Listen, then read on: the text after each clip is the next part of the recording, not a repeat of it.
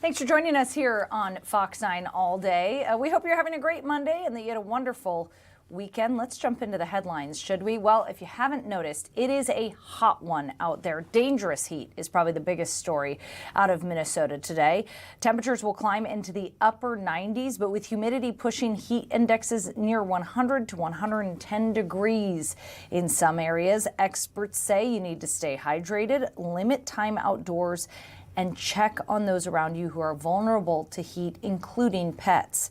In cabin country, there have been several tornado warnings throughout the day. Cass, Crow Wing, St. Louis counties have all been impacted. So make sure you check your Fox 9 weather app or check out our website, fox9.com/weather, for the latest on those storms. And thankfully, a break from the heat will come later this week.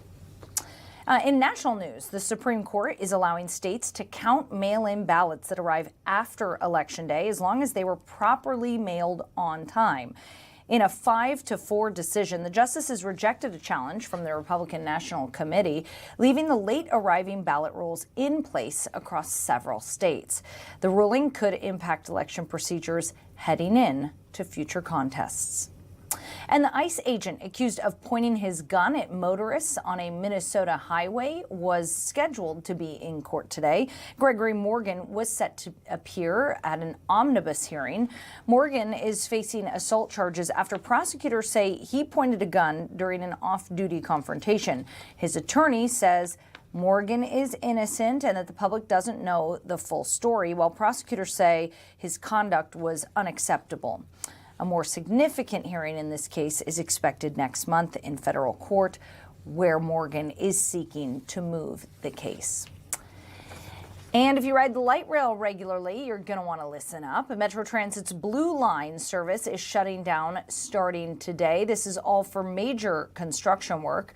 The closure will impact service between several stations as crews make upgrades to aging tracks. Remember, the light rail is more than 20 years old at this point, so they say they just need to do some regular maintenance on those tracks, and riders are encouraged to plan for delays and use the replacement bus service that's being offered during the shutdown. The project is expected to last several weeks, with the line scheduled to reopen on August 20th. I couldn't do this show without my lovely producer, Grace Henry. Grace, I hope you had a lovely weekend. I sure did. I was at the lake Saturday and Sunday and just relaxed. It was a little bit chilly, especially compared to today. It wasn't like, I wasn't getting in the water over the weekend, but today I'm like, I wish I was at the lake or at the pool or something. As much as fun as we're having right now, I'd much rather be at the pool. You were in Iowa, so sure cooler was. Temperatures to the south of us. Yeah, it was in the 70s, so like I felt like 70 degrees, which is kind of chilly for lake weather, in my opinion. I don't know. I don't know. I'm from Florida, so I can take the heat. Like, I go outside and I don't mind the heat and the humidity. I feel like it's good for my skin. I feel like it's just, I like it. I like being rejuvenated that way. But what did you guys get up to? Excuse me while I accept a phone call on my watch right now. Sorry for not putting that on Do Not Disturb before the show. We're busy people. You know, we are busy people. Do Not Disturb. Make sure you put your Do Not Disturb on before coming on TV. We had a great weekend. I actually took the kids to the Minnesota Zoo on Saturday. I did a solo trip with the kids, and listen, we were there for 4 to 5 hours. Wow. And we didn't even see, I don't think we saw half the place. I mean, it's a huge zoo there in Apple Valley.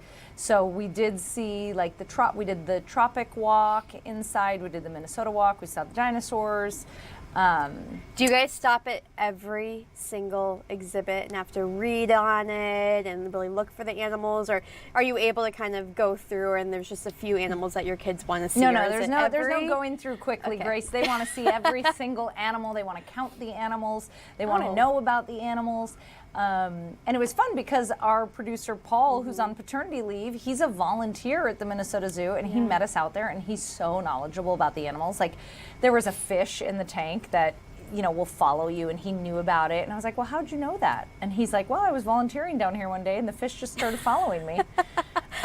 So that was fun. And then I'm not going to lie, I don't know about you, but the rain yesterday really ruined our plans. See, in Iowa, we had a severe thunderstorm right away in the morning. So I woke up to some really loud rumbles and lightning, but then it passed by like 9 o'clock, and it was drizzly and not great outside, but it wasn't pouring down rain. So it was still pouring. Get outside. Here in Minneapolis, Yeah. it was pouring. So I was like, it's going to be warm. We're going to go to the pool. I did, though, Grace. I did get to emptying out my closet, and I've been wanting to do that for a long time. I thought about you because I was like, there's some cute stuff that I'm donating right now. Maybe I should donate this to my producers. Why are you just telling me this now? Sorry about that. Is it donated? Is that Goodwill? It's long gone, Grace. It's long gone. Yeah, the Goodwill in Minnetonka is where you can find all my old clothes. They've got some good stuff. That's all right. That's all right. I'm glad you were productive. Today is also a good day to be productive if you don't want to get outside. And yeah, for people who are outdoors, make sure you're staying hydrated. We're going to be talking a lot about the heat today, and I'm going to get our next guest pulled up because he's got some important information to share about keeping yourself safe, especially if you're in Hennepin County. Yeah, do we want to give him time to get on, or do we want to go to a break? Okay, let's take a quick break, but it's only going to be a couple minutes. You're not going to want to miss this. We've got the Director of Regulatory Services from the City of Minneapolis joining us, and he's just going to talk about what they've been doing as far as outreach to try and get people who are unhoused to cooling centers and make sure that they don't fall victim to the heat today. And this is not only for the unhoused, I'll mention. You know, the City of Minneapolis is doing a lot of outreach just about staying safe, especially for vulnerable adults, pets, and kids. So we're going to have info on all of that coming up after the break. Stay with us.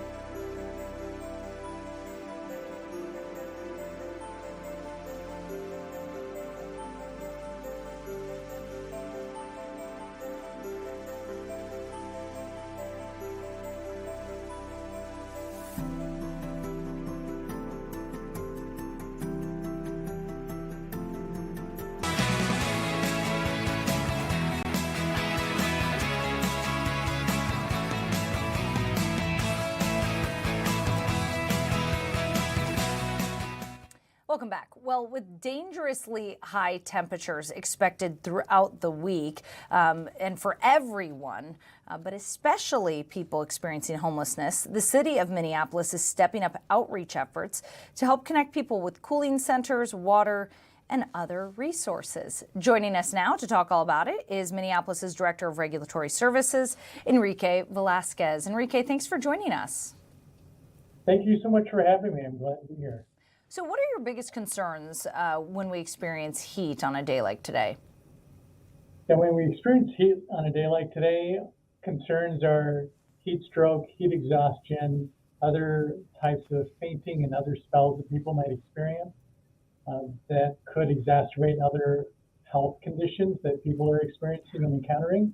We don't want anybody passing out or potentially putting themselves at further harm or further risk just because of the environments that they find themselves in and these specific kinds of conditions. So what's the city of Minneapolis doing to support people who might not have air conditioning or access to air conditioning right now? And so our homeless response team and mobile medical unit team members are out in community now, and they have been stepping up those outreach efforts over the past week.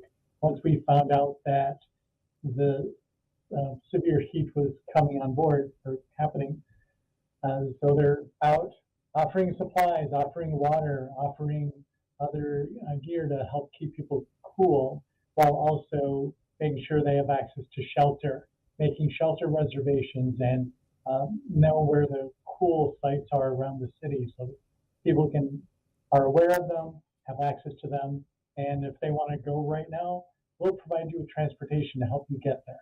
Oh, that's good to know. The transportation will be provided if you need it. People are so spread out, and oftentimes, they might be hard to find. How are your workers actually making contact? Because I know that they would love to make contact with everyone who are experiencing houselessness, but how are they making contact with these individuals? Sure. This effort it's a passion. It's a labor of love. Our folks are in community 5 days a week, morning through the afternoon, engaging with people every single day, just to try and build up that relationship and build trust. So it's when we're in these different kinds of conditions that all of that groundwork that we've been able to build up helps to stabilize the situation and help people trust us that we're providing them with important information that they need to look at and avail themselves of to be able to get out of the situations that they're in. So our staff will go into the riverbanks, they'll go into the woods, they'll go railroad tracks, anywhere that people are experiencing unsheltered homelessness, that's where we will go. What are some signs of heat-related illness that people should be aware of, that they should be looking for on days like today? So some of the signs that people might experience are slurred speech, maybe some dizziness, wobbliness, sleeping a little bit longer than they would normally. You'll see that they're thirsty, yet they don't want to take in any sort of water. So just trying to push water as much as possible so that after a while your system will shut down when you don't have enough water or take enough nutrition. So just trying to stay hydrated. What can a Minneapolis resident do if they witness someone who they think, could use a break from the heat? Maybe they're worried about them being outside. Is there anything that, an everyday person could do to help that individual? Absolutely. The first thing that comes to mind is just be kind. These are your neighbors. It might be a rough situation for them right now, but it's not a forever situation. So offer some water, offer some nutrition, offer to connect with 211 or Minneapolis 311 to reach the homeless response team, and we can engage and help that resident with accessing shelter, accessing other cold weather areas so that they can get out of the heat and into a more stable environment. Minneapolis 211 is a good option. Sorry to interrupt you. If somebody's watching and they're like, I want to get involved, I want to help out, is there any role for people who want to help with outreach efforts? For sure. Offering water. So we have a supply of water that we curated in advance, and we'll just run through that. If there's water that people want to offer as well, there will be an opportunity for that. And again, connecting, talking with our unsheltered residents, community members, they'll let them know that they're seen, that they are part of the community, and we're here to help. All of us, we're here to help. If you could give one message to the city of Minneapolis, the residents of Minneapolis, on this very hot day, what is it that you want them to hear? I know the temperatures are getting hot. Let's do our best to show everyone what Minneapolis is all about. Minneapolis kindness, Minneapolis nice, Minnesota nice, and it's let cooler heads prevail and be neighborly with one another. Wonderful. Enrique Velasquez, I appreciate you joining us. Thank you for the time. Thank you very much. That was the Director of Regulatory Services with the City of Minneapolis. As they mentioned, they'll be connecting individuals with cooling centers, water, other resources, overnight stays for anyone experiencing homelessness in Hennepin County. They'll even provide those individuals transportation to the cooling centers if they need it. So if you know someone, you can get in touch with the City of Minneapolis by dialing 311. The City of Minneapolis did, just within the last hour, release a press release warning of extreme heat, Grace. Yep. They're just saying that with dangerously high temperatures expected throughout the week, City of Minneapolis officials, like Enrique there, are urging residents and community members to take steps now to protect their families and pets from extreme heat. Yeah, absolutely. And I think it's a good reminder, especially for your pets. Pets are they're reminding folks that pets are just as vulnerable as people in the heat. Keep them indoors and out of direct sunlight, ensure they have plenty of access to cool, clean water, and never leave them alone in a parked car. The temperatures inside a car can exceed 120 degrees in just a few minutes. So avoid walking on hot pavement. I know I have those little booties for my dog. She hates them, but you gotta do it on days like this. And yeah, take extra care with older pets and short-nosed dogs. Yeah, This heat is no joke. It's no joke for anybody. No, it is. And let me tell you, you could cut that humidity outside with a butter knife. It is thick right now. You know, they give some tips in here that seem a little more obvious, right? You know, stay hydrated, limit outdoor activity, dress appropriately, obviously wear light, you know, loose-fitting clothing. But they have some other good tips that I think are important. They say check on your family members, older adults, and neighbors, especially those who live alone or might be sick, because those individuals are at more risk. And like, you don't know somebody, you know, your neighbor, you know, maybe they don't have air conditioning, and you never knew that. So just check in on them, see how they're doing. But I also think, you know, they also tell you to download the free heat safety app to get information. Never heard of that. Yeah. To get information based on your location. So that I think is great.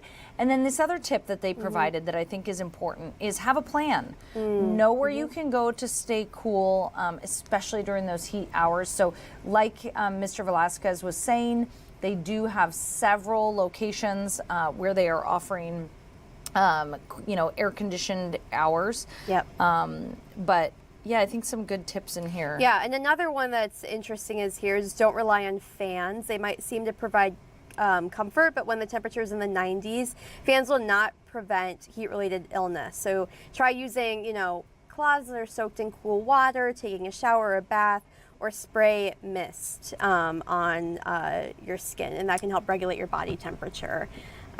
Yeah, so just stay hydrated and.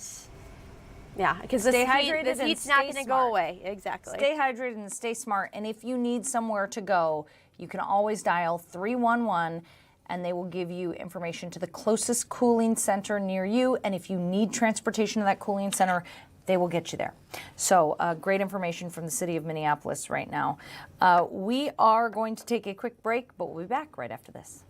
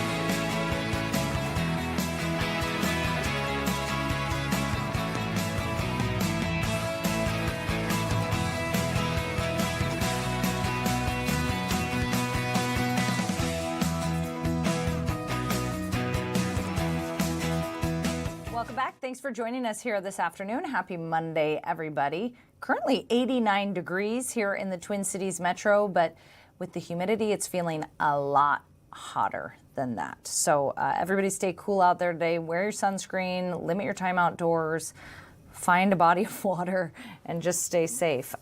Also happening tonight amongst this warm weather is the strawberry full moon. So this is the traditional name for the full moon that appears in June. The name comes from some indigenous peoples of North America who associated the June full moon with the short strawberry harvesting season. Yeah, I was very sad to learn that this did not mean that the moon was going to be pink tonight. I too was sad that we were not going to have a pink moon. That's what when I heard strawberry moon, I'm like, yes, Grace, we need to talk about this, okay? If there's a pink moon, the people need to know. Yeah.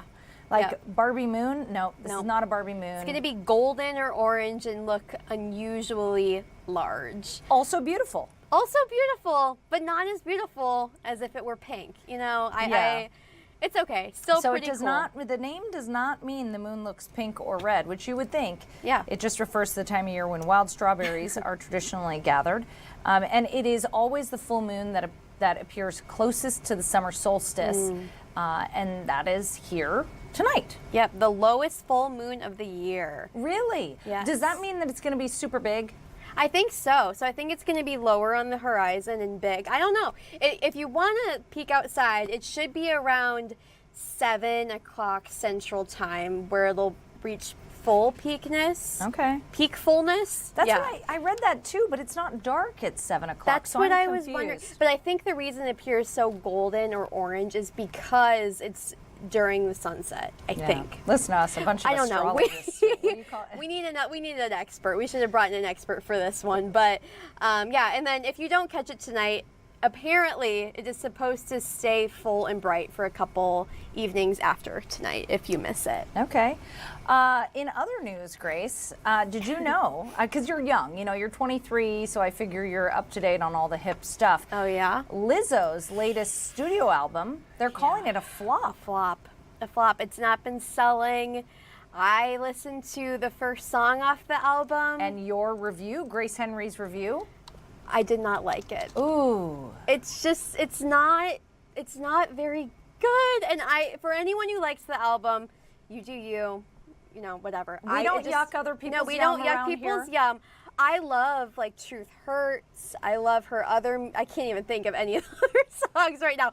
But I do appreciate Lizzo's earlier music. But yeah, this album is just it's not doing well. It says something to me that you didn't get past the first song. Like you were out after song one. To be fair, I heard it on TikTok, so I did not seek out her new album to listen to it. I just saw the someone truth comes post on out. it. All right. Sorry. So I guess none of the album's singles became a major chart hits. Past songs like Truth Hurts, Good as Hell, and About Damn Time all were Billboard top hits. Apparently, this album only sold about 2,600 copies in its first week and didn't make the Billboard 200. And her 2022 album debuted at number 2. Okay, I will say that Lizzo has argued that the music industry has changed significantly since her last album. She said she's previously benefited from an era when radio exposure played a larger role in breaking songs. And she has apparently pushed back on this mockery that her album is a flop. So she said, you know, social media is too quick to criticize a female artist, and you know, that they were loose with the term flop. So she has an issue with people saying that her album's a flop. But I think that, in all honesty, she's got to be doing a lot of soul searching right now. Yeah, I mean, she is reporting to USA Today. USA Today is reporting that it's laying on her heart really, really heavily, but she's happy with her new music. So let's not forget that in 2023, she was accused of workplace misconduct by her dancers, and I just wonder how much. Those are allegations that she denies, by the way. Yep. But I do wonder how much that hurt her public image and people's willingness to listen to her music. Yep, and I know I'm on TikTok, and firsthand I've seen people posting very negative things about her, being like, don't forget about the allegations, and the civil case is still ongoing at this point. So I think people do have that top of mind, especially as she releases this new album. But yeah, poor Lizzo. Only 3,000 copies have sold so far. Okay, well, here's another powerful woman in the news. Serena Williams is making a highly anticipated return to Wimbledon Championships after a 4-year absence. Tennis fans rejoice. This is amazing. She's going to reunite with her sister Venus and play doubles. But in bigger news, she is going to play in singles. So she's a 23-time Grand Slam singles champion. She took a break, for her own personal reasons. She last competed at Wimbledon in 2022, and at that time she lost in the first round, and then stepped away from professional tennis. So this is amazing to see her coming back at 44 years old. What I didn't research is when the last time she played with her sister was, but they are going to be playing in doubles. I know that. Yep. I can't say I'm a big tennis person, so I'm excited to see her play, but I'm more excited to see what she wears on the court, because she always shows up and shows out. She does. Fashion is pretty amazing. Both of them. I mean, Venus and Serena are, first of all, they're athletic powerhouses. I mean, they're absolutely incredible. When you talk about heroes in sport, Serena and Venus, they top the list. They are incredible role models for young women. They're incredible role models for Black women. And they're such incredible athletes, and they've done so much, but they are fashion icons as well. They are, yep. And the last time they played professional tennis together was in the 2022 U.S. Open. Okay, so same, 2022. So I guess the last time she played doubles is the last time she also played singles. So and they were defeated in their opening match. I didn't know that. Yeah, well, I hope they have a good comeback this year. So she's 44 years old, and she's going to be playing against some people who are like, I read that at least one of her competitors is like 20 years old. So that is, listen, amazing. She is an incredible athlete, but when you talk about the body, and I was a former athlete, and I know that part of why I stepped away was like, I was getting older, it was hurting more, and I was racing against girls who were 20 years old, and the recovery time is a big hindrance, in your athletic, just because you can't bounce back like a 20-year-old can. Right. And, as we age, we lose bone mass, it's just, just to see her coming out is absolutely incredible at 44 years old. And even if she doesn't play as well as she did in the past, I think it's still such a success that she's even trying it and doing it with her sister. And I mean, it's the same with like Lindsey Vonn. Like we weren't expecting her to necessarily win a medal in the Olympics, but she tried, and she I was expecting her to win a medal. Well, I was. Well, of course she got injured, but she would have. I mean, listen, this is another. You want to talk her? She would have won a medal had she not blown out her knee. So I will die on that hill. Well, we've got a lot more news to talk about as well. More talkers. Grace and I could talk forever if you let us. So we've got more later in the show. We're going to take a quick break. When we come back, another hot topic we're going to discuss, raw milk. It's been in the news a lot because a lot of social media influencers, even the Secretary of Health in the White House, is promoting it. So we wanted to bring on a registered dietitian with the Mayo Clinic to actually talk about, is this a good idea to drink this raw milk? She's going to weigh in after the break. Stay with us.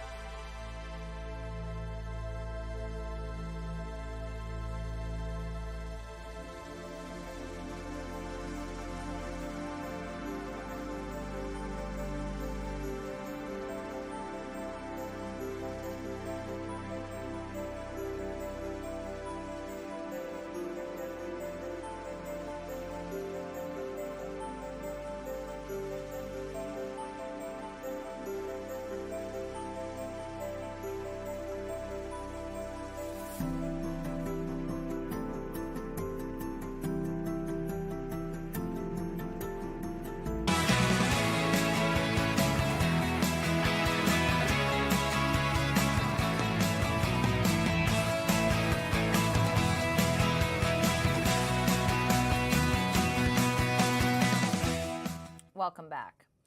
Despite repeated warnings from health experts, more Americans are choosing to drink raw milk, and the movement is gaining momentum. Supporters say it's healthier and more natural, but scientists point to a growing list of outbreaks linked to unpasteurized dairy products. Mayo Clinic lead registered dietitian Tara Schmidt joins us now. Dr. Schmidt, thanks for coming on the show again. Thanks for having me. So tell me, U.S. Health Secretary Robert F. Kennedy Jr. has promoted it. Social media videos about it have surged in recent months. It is clearly growing in popularity. But what should people know about raw milk? Point blank, raw milk carries a much higher risk of harmful bacteria that can really make people ill. Pasteurization has truly saved lives for many, many years. So as a registered dietitian, I have to say that I need you to drink pasteurized milk. This is not an opinion of mine. It's not political. It's simply a safety risk, in all honesty. So why are people so interested in it right now? I think that there may be an assumption or a few assumptions that it's more natural, quote unquote, or that it has more nutrition, or that pasteurization is a harmful aspect of processing. And unfortunately, those things just aren't true. We know that the evidence for the benefits is quite limited, while the evidence for the risk is substantial. So what's the difference between raw milk and the milk that we buy in stores? Yeah, so pasteurization is simply a quick heating process. And the point of that heating process is to kill those potentially harmful bacteria. So raw milk, when it's unpasteurized, can contain things like E. coli, salmonella, campylobacter, or listeria.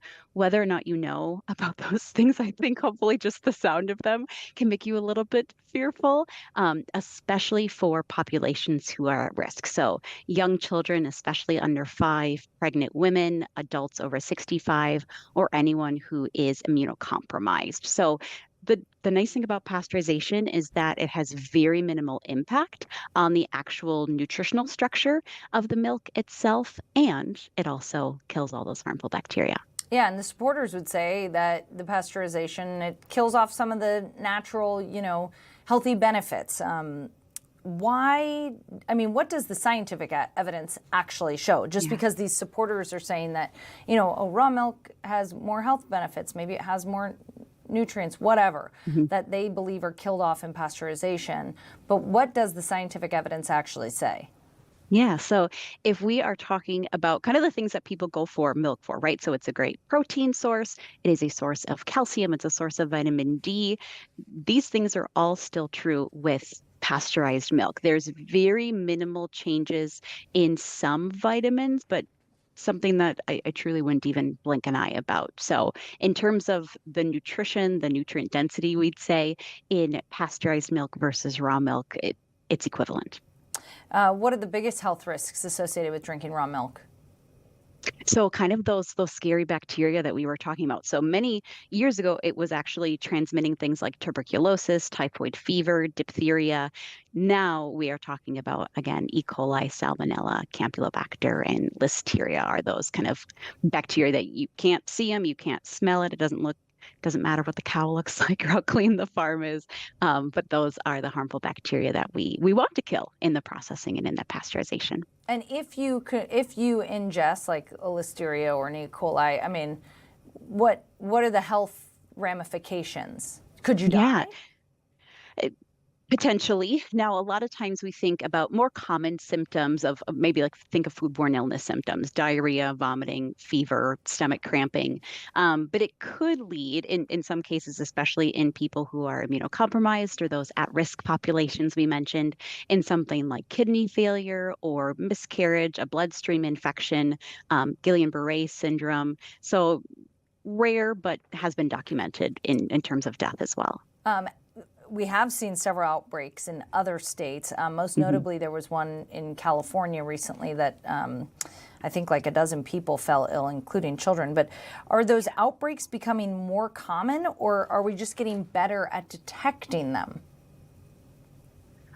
I would say that we're talking about them more because we're talking about raw milk more. So kind of like you mentioned in your intro, this is one of those unfortunate kind of trending topics in my book. It's gained a little bit more popularity. So we kind of have two competing camps of the question, which is absolutely reasonable of is this something that I can drink? Are there benefits to it? And then we have had recent outbreaks, things like Campylobacter, Salmonella, Cryptosporidium have been linked in recent investigations. And it reminds us that despite improvements in farming, that those harmful bacteria can still contaminate the raw milk without pasteurization. A growing number of states are making it legal to sell raw milk. I think New Jersey is one of them. More than 3 dozen bills supporting raw milk have been introduced in state houses across the nation. Does it worry you that states are legalizing this, and do you think that this means more outbreaks are coming? I think it's a potential. Yeah, it does. It does worry me as a medical provider and as someone who sees patients who are over 65 and who has young kiddos, and who has immunocompromised patients. And I think what's most unfortunate is that it's hard, I think, for a lot of people to understand, who do I trust? Like, where do I get this information from? Well, and dairy farmers report they can barely keep it in stock. And I read that, I mean, they're selling this unpasteurized milk for like $10, sometimes $20 a gallon. Wow. I think, I think that you would say not worth it. But do you have any explanation for why they're selling it for so much money? I mean, you're cutting out the pasteurization process. I figure that might save the farmer some money. Because it's a hot topic? Because they can? I don't know. I don't yeah. have an answer to that one, right? Because it's in demand would be my only guess. I don't know. I'm not a marketing person, but Yeah. that'd be my guess. Yeah. Do you see this trend coming to Minnesota? You know, we talked about states legalizing it, like New Jersey has made it legal to sell. Several other states have been taking up the topic and have been legalizing it. Do you see it already here in Minnesota? Despite, there hasn't been any law changes that I know about, but are you seeing patients at the Mayo Clinic who have ingested raw milk and became sick? I have been asked questions socially and heard sprinklings of it socially. We'll say that. Okay. Does it concern you, the idea that that it might come to Minnesota? It does. It does. Yeah. Especially because of the patients that I work with and because of where I work, right? This is often where people who are immunocompromised may seek help, and we don't want those two things crossing. Can milk from a cow that appears to look healthy still contain the dangerous bacteria? Absolutely. If you were a child, I would say we can't see germs, right? So same thing. So the milk could smell perfectly fine, could look perfectly fine. You could have a sparkling clean barn. You could have a very cute, attractive cow, and it could still contain these harmful bacteria. Okay. So bottom line is, from you, don't drink raw milk. Correct. Great. Dr. Tara Schmidt with the Mayo Clinic, thank you so much for joining us. Thanks for having me. A hot topic right now, raw milk. Dr. Tara Schmidt says it's dangerous, can make you sick, and you shouldn't do it, but more Americans are choosing to drink it, and the movement is gaining momentum right now. We are going to take a quick break, and when we get back, we'll take another check of your headlines, and we'll continue to talk about this weather and this excessive heat warning that's in place until midnight tonight. Stay with us.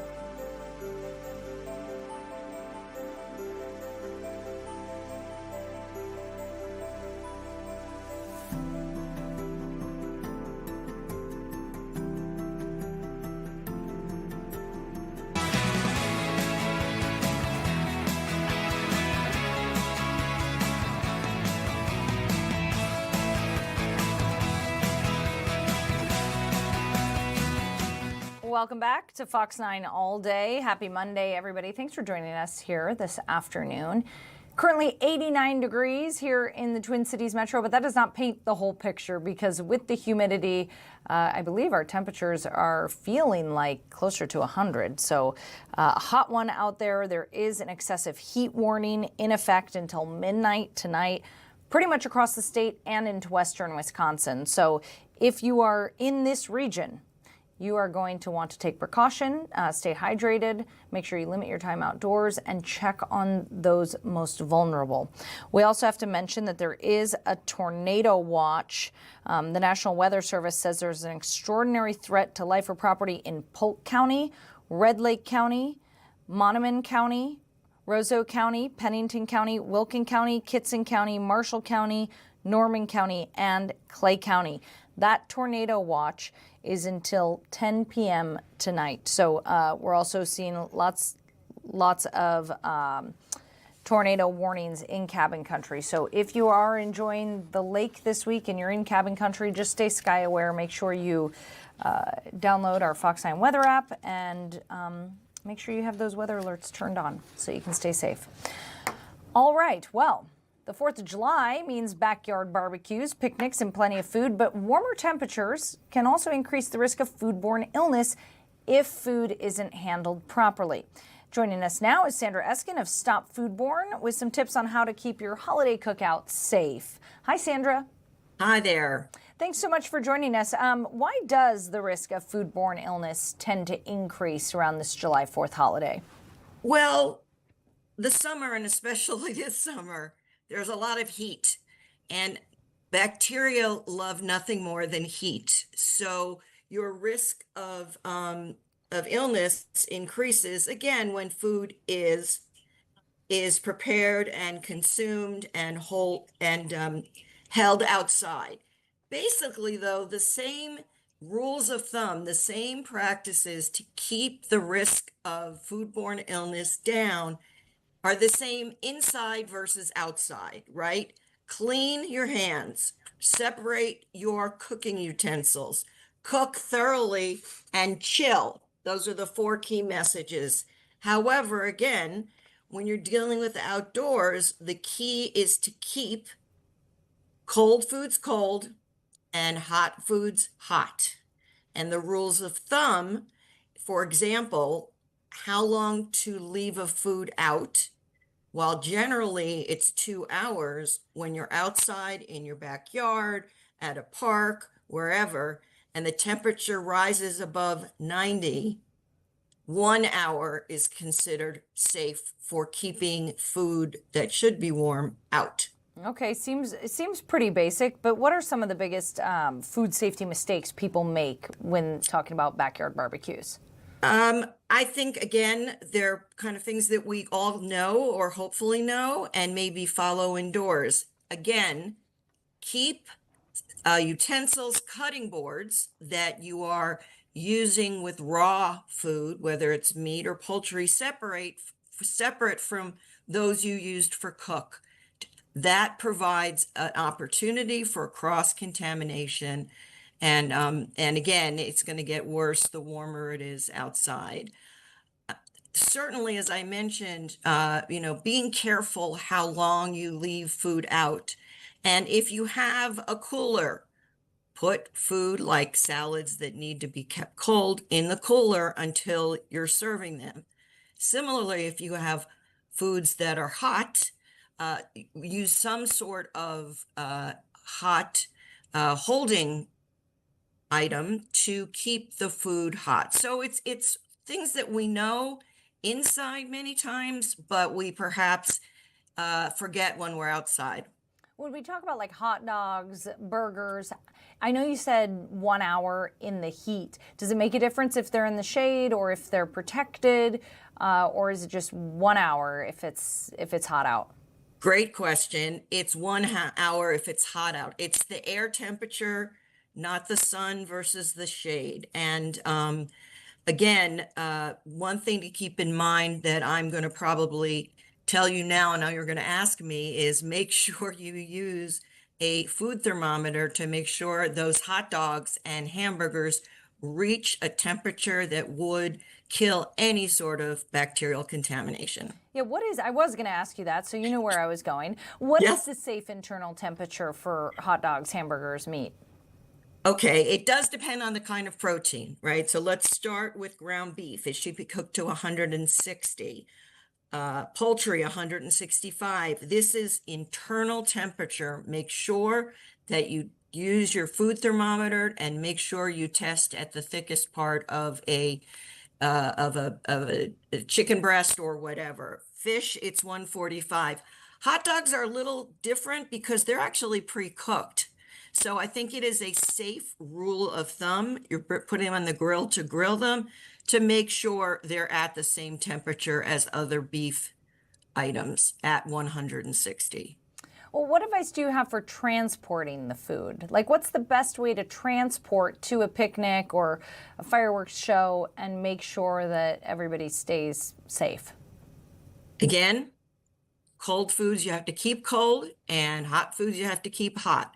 We all know, coolers, and whether we use those big ice packs or, for that matter, frozen water bottles, whatever, you need to make sure that an item that's supposed to be cold at a certain temperature maintains that when you're transporting it in your car, however you transport it. And similarly with hot foods, make sure you have some sort of container that keeps the warmth in and enables you to safely transport it. Okay, I want to ask you about leftovers from these backyard barbecues. If they've been out in the sun, can you keep them and reheat them later? And will reheating them kill off any problems that may have come about from them sitting out? So again, the rule of thumb, if they've been left out and it's under 90 degrees and they've been left out for 2 hours or more, unfortunately, you need to throw them out because the risk of illness is too great. As we've discussed, certainly when it's a warm item, it's supposed to be kept warm, or more importantly, when it's warmer than 90 degrees, that 2 hour general view is now 1 hour. So yes, if, as you noted, you do take care of it, make sure it stays in the right temperature range, put it in your fridge, and then you reheat it. Again, look at those key temperatures for whatever, whether it's chicken or fish or beef. Make sure that you ensure that those items, when they're reheated, are reheated to the temperature that will reduce any risk. But I mean, if something sat out for 4 hours, reheating it, even if you zapped it, would not get rid of some of these nasty bacteria.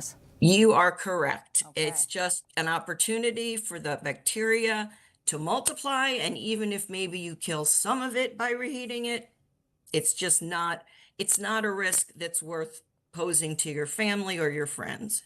Are there certain foods that are more problematic than others when you think about the 4th of July and food safety? Great question. I think the issue of fully cooking meat, poultry, fish products is probably high on the list. And that is the surefire way to reduce any contamination. Besides that, again, as we've talked about, you want to make sure that hot foods stay hot and cold foods stay cold. Okay, what's the biggest misconception that people have about outdoor cookouts and food safety, would you say?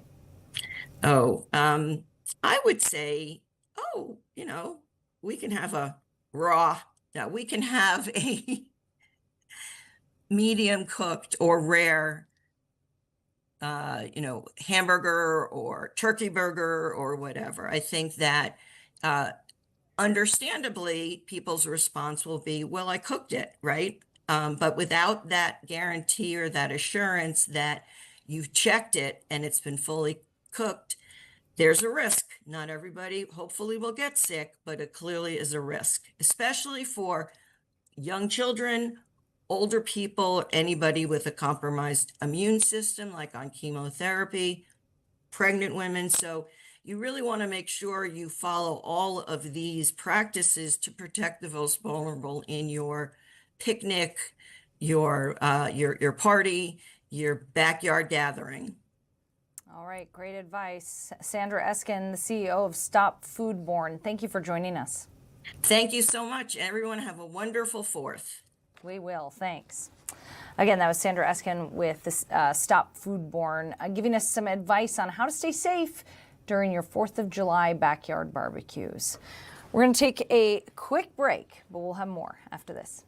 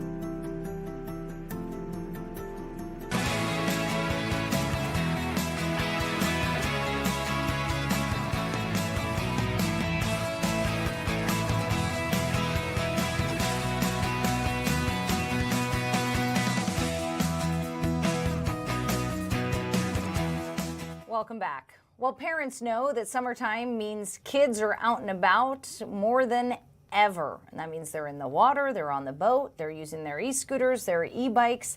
And while all of that is fun, there's a lot of risk associated with it. That's why we bring in the expert, Dr. Madeline Gagnon. Thanks for joining us, Maddie. Thanks for having me. Summer's a wonderful time. Awesome. But a lot of risk. Talk to me about what you're seeing in clinic as far as the dangers associated with summertime. Well, hands down, summertime, we do see a rise of injuries that we just don't necessarily see in the winter. So I think have all the fun you want to have, just be mindful about what your kids are doing and how to do it safely. So first today, right, starting with this heat and sun, let's start with the basics. So a good SPF sunscreen. We know that sunburns in childhood does increase your risk of melanoma in adulthood. So again, using an SPF of 50 or more, get that on the kids. The little ones are usually easy. It's the teens who want to blow you off and not put that on. So try to, pack that in their bag and remind them. And then on days like this, watching out for heat exhaustion and heat stroke, recognizing that kids are not little adults. So their body mass surface area is larger, the rate at which they sweat is lower, the thermostat in their brain's not developed, so they're just more vulnerable to heat-related injury. And if they're near water, that reflection from the sun is going to be even more intense. That's right. Yeah. Yep, that glare can amplify the sun's intensity. So what about, as a mother of young boys, the organized sports will continue even when it's hot out. So when do you know enough is enough? It's hot, they still have practice. How do you know it's still safe to send them? Obviously hydration, obviously sunscreen. but where do you draw the line, and how do you know when it's gone too far? Yeah, you have to know your kid best, and different kids are more sensitive than others. So on a day like today, where the heat index is enormously high, your kiddo's going to be out on the turf, during 2 o'clock practice. You may want to reconsider that. Now, thankfully, many coaches and teams I know today, for example, have canceled practice or moved them till tomorrow or moved them later into the evening. So just again, working with your team in advocating for good, safe conditions. But there are other days when the heat index isn't like it is today, but it's still warm. And that's exactly right. Water breaks every 30 minutes at least, staying well hydrated. Because once you're dehydrated, you're kind of further down in that place of danger, and then advocating for places of shade. But when you're on the turf in particular versus field grass, you can really radiate that heat. Why is that? Just because it's plastic? The way in which the rubber turf underneath, you can really feel the heat as a bystander on the side more intently as well. And are those hydration supplements any help? Yes, absolutely. They can be helpful because they carry electrolytes in them. So again, having good hydration from the toddlers to the teens when they're on exertion is really important. That's why advocating every 20 to 30 minutes at least 8 ounces to stay hydrated is so important to prevent dehydration because the amount of volume through sweat they're losing. Okay, my kids are going to love that. They were at the pool today. They're going to be like, see, Dr. Maddie said we could have Gatorade. So you're on the hook, Maddie.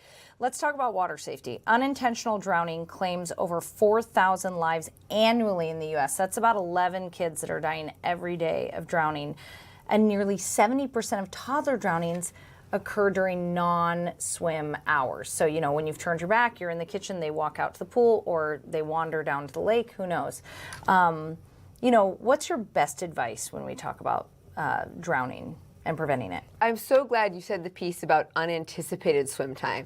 That's the piece that so many parents that I hear when in crisis didn't know. So there's a bimodal distribution on drowning. The first is those toddlers to preschoolers that you spoke of.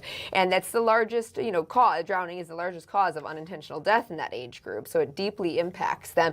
And over 70 to 80% of those drownings happen traditionally in pools, not always, but traditionally in pools in unanticipated times when they have wandered out the sliding door or they went into the neighbor's backyard. And so to be mindful, if you have a pool, is it properly fenced? If your neighbors have pools, do you know that they're properly fenced or that your child is in a safe space to not access that? That is a number one problem we see. Certainly in Minnesota, the whole cabin culture is also there in making sure they're not kind of wandering down to the shores. In teens, particularly teen males, we see another distribution of drowning, and that's usually in more natural bodies of water, lakes, oceans, rivers, because of the current, where a swimmer has overestimated their skills, underestimated the current or riptide, and other contributing fixtures like alcohol and things can come into play. Absolutely. Those natural bodies of water, things can change very quickly. What's the biggest misconception you think parents have about water safety? I think it's to that point that twofold. One, that it happens during swim time, that I'm really good that when we go out to the pool, either I'm watching the kids or my friend is, and we've really appointed that, or that once my child's a really good swimmer. I come up across, having middle school boys, I've come across that now. Oh, we'll just come over, don't worry, they can just swim in the backyard, and thinking just because someone's a strong swimmer, it can't happen to them. And so that's often where I see parents sadly get taken for surprise. So do you recommend, I want to ask you about layers of protection that you recommend around pools and bodies of water, but like in that situation, would you recommend chatting with the parent ahead of time, just like, hey, just wanted to make sure like someone's going to have eyes on the kids at all times? Even when you're talking like middle school kids who should be strong swimmers, is that something that you should just like check in with the parent on if you're not going to be there? I have a probably more kind of traditionalist stance on this topic, and then yes. I think that somebody should be monitoring kids when they're accessing significant bodies of water, pool, river, lakes, what have you, from the reason that different age groups are going to have different risk factors. The young ones may not be able to know how to swim adequately, or may slip out of their floaties, or may toddle into the deep end. Middle schoolers, can't be reliable to not dive into the shallow end and have other types of injuries. Or wrestle in the pool. Or wrestle, exactly. Yeah. So I think there's just different types of injuries or risks that come into play, and having, an adult who's responsible to, be periodically checking on the kids and making sure things are going well and following the rules is helpful. Okay. At what age do you recommend swim lessons? Because, some people say like they put their babies in those classes where they teach them how to roll over on their backs. Obviously, swim lessons are expensive. Not everybody has access to them. When do you think is the right time to start kids in swim lessons? Yeah, I think everyone has a different opinion on kind of as in those really early years, but for sure by those, preschool years, I would recommend that kids get familiar with the water and know how to be in the water and not afraid, as well as learning some basic, treading water type skills to help them for their own survival is really important. But again, I also don't want to give the false protection that just because you've done years of swimming lessons that things can't happen. So it's kind of be mindful of both. I think swim lessons can be helpful just in helping kids feel more confident in the water, which is really important. I don't think it should be parents kind of total check that we're safe now in the water. Yeah, check that off the box. Now I can leave them alone unattended. No. Okay, so boat, because we are in Minnesota, so we're thinking a lot about boat safety. It's the law in Minnesota that anyone under the age of 10 needs to be wearing a life jacket. But what are some common mistakes that families make when they're out on the water? I think around the life jacket in particular, often the strap that goes between the legs is often missed. Or the life jacket is the wrong size for the individual. So we frequently see a child-like life jacket on perhaps a more toddler-sized individual, and the toddler can just slip through the arms if the strap between the legs not done. So just the correct life jacket for the correct body size, snapped correctly, is so important. And then just being mindful of where your kid is on the boat, particularly when you're accelerating or distracted if you're anchoring or rafting to another boat, because we frequently see kids, do fall off. What about, especially when we look at this weekend, a lot of the lakes are going to be super busy. There's going to be a lot of boats out. Do you recommend, just like as a family before you go out, like let's chat about safety. Let's chat about how this is going to go. Nothing wrong comes from communication. So I think especially for your kids, helping them manage their expectations. Hey, when I'm docking or rafting up, I'm really busy and I'm distracted. I need you to stay in your seat. Appoint them a special captain seat or a place on the boat where you know that they're safe. If you have a really little one, sometimes you use the harnesses that can be helpful to also kind of lanyard them into a place. But I think there's, only good things can come from communication and managing expectations and knowing when you yourself as the boater are more distracted versus when you can really pay attention to your kids fully and knowing that they're in the proper life jacket and they know where to be to kind of remain safe. Yeah. Certainly, we want to see if you will stay in the boat and be safe. Yeah, and be constantly aware, because when it's busy out, you never know when you could be fully in control, but another boater is not, and that's when it gets really dangerous. So make sure your head is on a swivel when you're out on the boat. E-bikes and e-scooters. This is a hot topic, let me tell you. And people tend to think the e-scooters are safer than the e-bikes. And these e-motos, which are like motorcycles, are so popular. We have so many of them in our neighborhood. They go up to like 45 miles per hour, maybe even faster. I know you're seeing a lot of injuries from these at the hospital. What are you seeing? I mean, how dangerous are these things? No, you're right. I mean, the rise exponentially of injury is unparalleled to anything else I can think of in the recent times of seriousness and rate of injury where they're coming in and needing to be hospitalized in our intensive care unit. So the word of warning is real. Now there's a lot of differences between e-scooters, e-bikes, e-motos in terms of velocity or speed that they can take. But we do know that speeds over 20 miles an hour and if you don't have a helmet on, compared to conventional bikes are going to likely, if in an accident, result in serious injury. Twofold the risk for traumatic brain injury, fivefold the risk for intracranial head bleed, and threefold the risk for facial fractures. So the bottom line is when they're coming in very injured. And a lot of these folks, do sustain lifelong disabilities from these head injuries. What rules should parents establish before they agree to buy one of these for their kids and before they let them hit the streets? I think the first and foremost, make sure you're compliant with the law in terms of the age requirements for e-scooters or e-bikes here in Minnesota. And a lot of those laws have changed, so stay up to date on them. They're frequently changing. Yeah. I had to just check myself because that's how frequently they change. And parent accountability. We're starting to see parent accountability in accidents as well. the second thing is make sure the bike, ideally does not go over 20 miles an hour, because even if they're of the appropriate age, let's say they're 15 years and older and it's legal for them to have a higher speed bike, often teens don't have the judgment or the reaction time or the physical body strength to navigate a tight turn or a swerve. And lastly, and most importantly, and I can't say it enough, helmets, helmets, helmets. Every significant accident I can think of, both primarily involved or periphery, was with an individual who did not have a helmet. I'd love to see more motorcycle type helmets versus a conventional bike helmet, just for the speed that they're going, but I won't mince the details. Helmets. Yeah, that is great advice though. The full face helmets are much, if you're gonna let your kid have an e-moto, the full face helmet is what's recommended. I know this is controversial, and I'm asking you to weigh in on this. When do you think the right age is to allow this? Because, in a lot of communities, they're seeing middle schoolers on these. These are 12-year-olds, and these devices can go 40 miles an hour. So when do you think the appropriate age is to let a kid have one of these?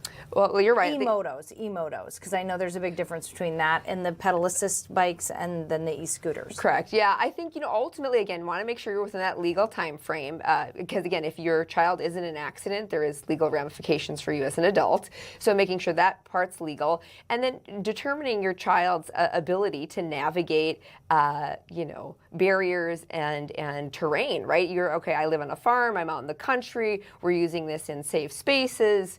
Great, that's a lot different than, buzzing through Minneapolis, for example, when there's going to be a lot more pedestrians and cars. So I think it's also about the conditions of where you're going to be using these vehicles. Yeah, like, are you riding them on the street? They're not supposed to be on the sidewalk, but are the e-scooters any safer than the e-motos, the motorized bikes that we see so often? Ultimately, it comes down to speed. So I think we've seen younger ages permitted with the scooters because of the speed. To me, that's where it's at. It's all about the speed, and if it's what kind of exertion you need to put into the device, or if it's fully automated is key. Because kids don't have a lot of self-regulation and impulse control, as we've talked about before, and this is another place where they really demonstrate that. So really looking at speed variation or any safety realms you can put on that to help have your kid have a good time. I think there's a place for these vehicles.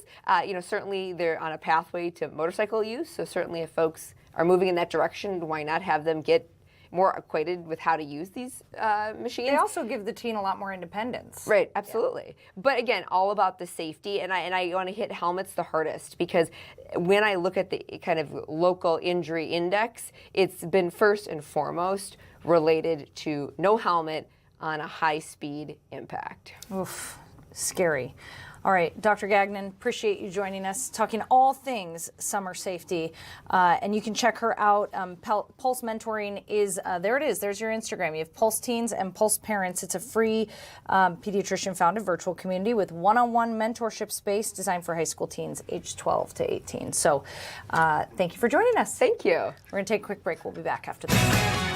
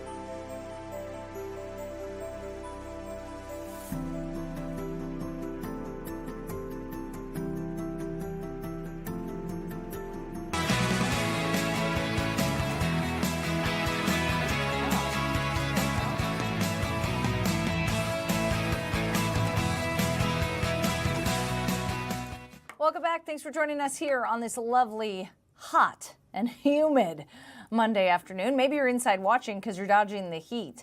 If you don't have an open body of water near you, you're probably inside. So obviously there's an excessive heat warning across our region into western Wisconsin all day today until midnight.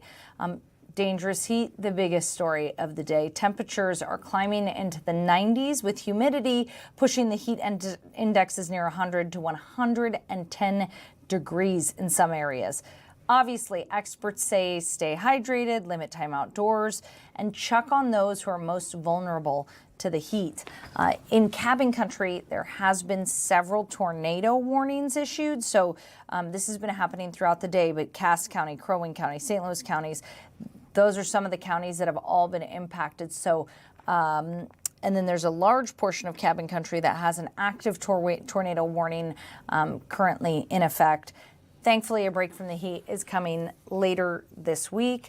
But if you have any questions or you want to check on those weather, you want to go to fox9.com/weather or download the free Fox 9 weather app. Over to national news. The Supreme Court is allowing states to count mail-in ballots that arrive after Election Day as long as they are properly mailed on time.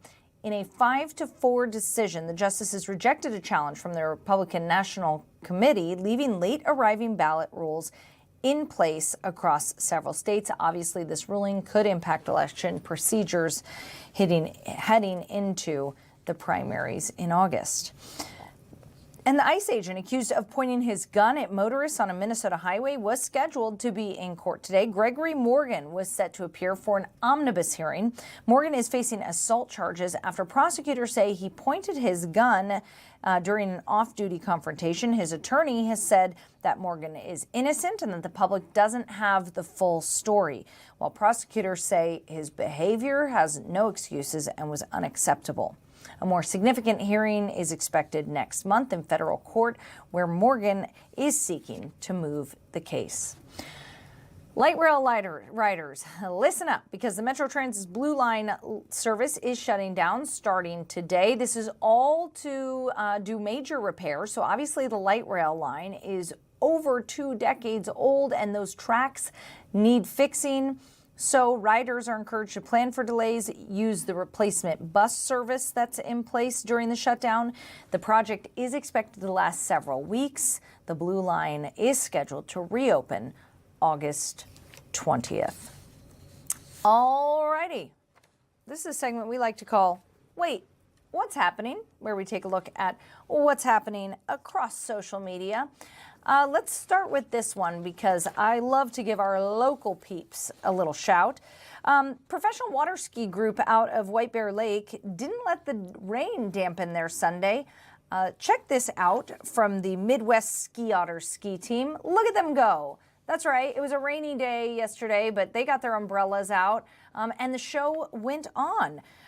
They host shows on Sundays, every Sunday at 6 p.m. at Little Goose Lake in the city of White Bear. There is a show this Sunday, the 5th. They also offer lessons for all ages and abilities.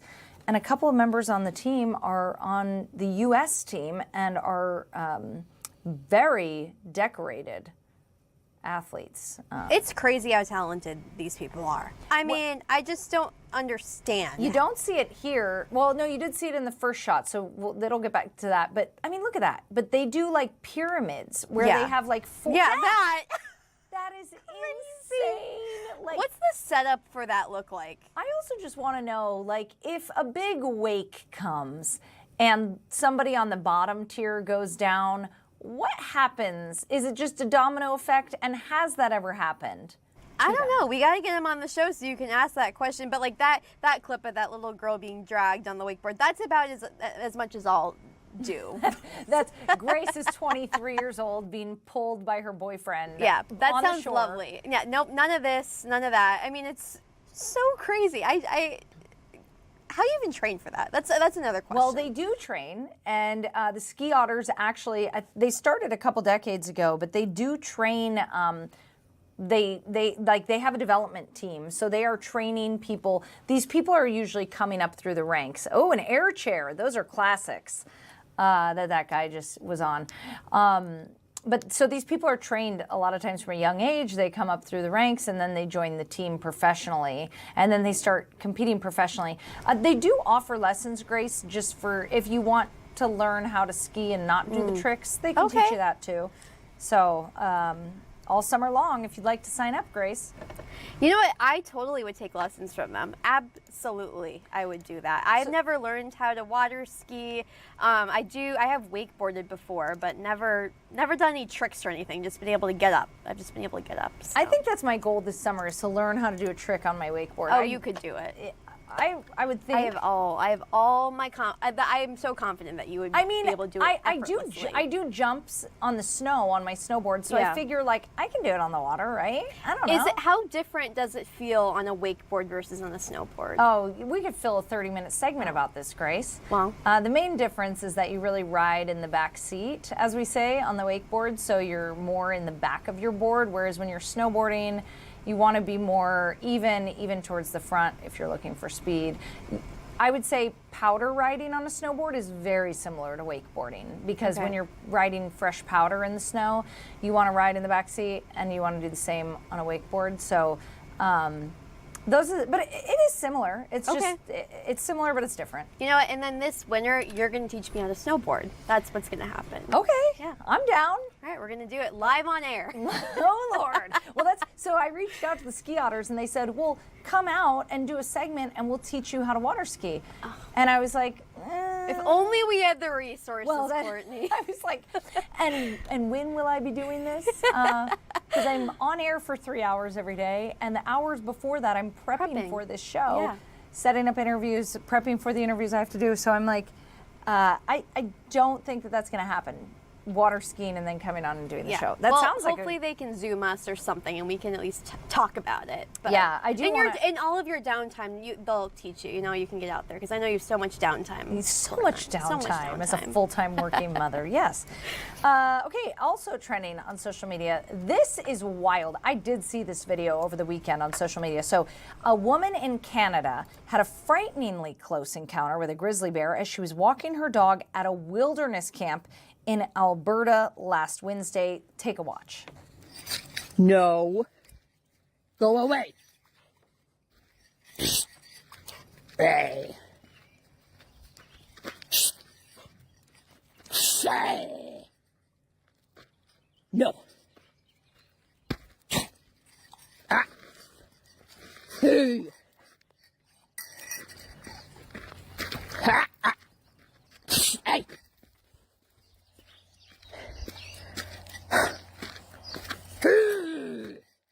Stop! Enough! Hey! No! No! Hey! Hey! Stop it! Stop!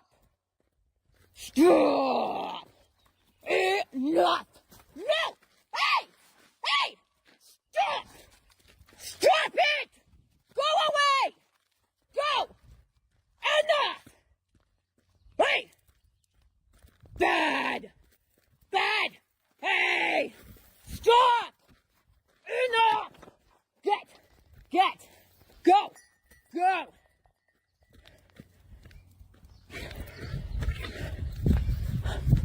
Stop it! Wow. A licensed hiking and wilderness guide with Wilderness Escape Adventures said that this woman, Jessie, had just stepped outside with her morning coffee in hand to walk her dog Skokie down the gravel driveway when the bear appeared.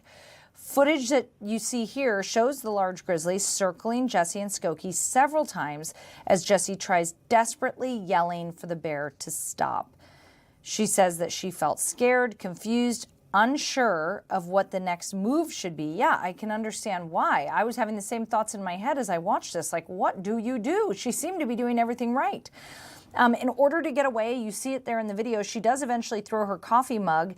And when she saw the bear go to investigate it, she says she started running.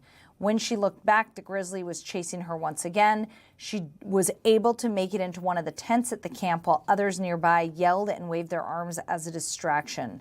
She made it inside the tent with her dog and spent the next 15 minutes rewatching the footage until the bear wandered off and chased a moose. Oh my gosh. My jaw was on the table the whole time watching this, Grace. I know. Because she seems to know what she's doing. Clearly, these people are at a wilderness camp. They're probably pretty versed in what to do if you come across a bear. So you're supposed to get big and loud, which is what she was doing. Well, I know there's different guidelines for different bears, and if I was in this situation, I would not remember what to do. I mean, well, another that's a shocking. good point. Like, do you actually, when you're in that fight or flight mode and Yeah. adrenaline is pumping, will you actually remember your training? I'd be Probably like, not. I just like watching this video when it starts charging at Yeah, her and that is- standing up.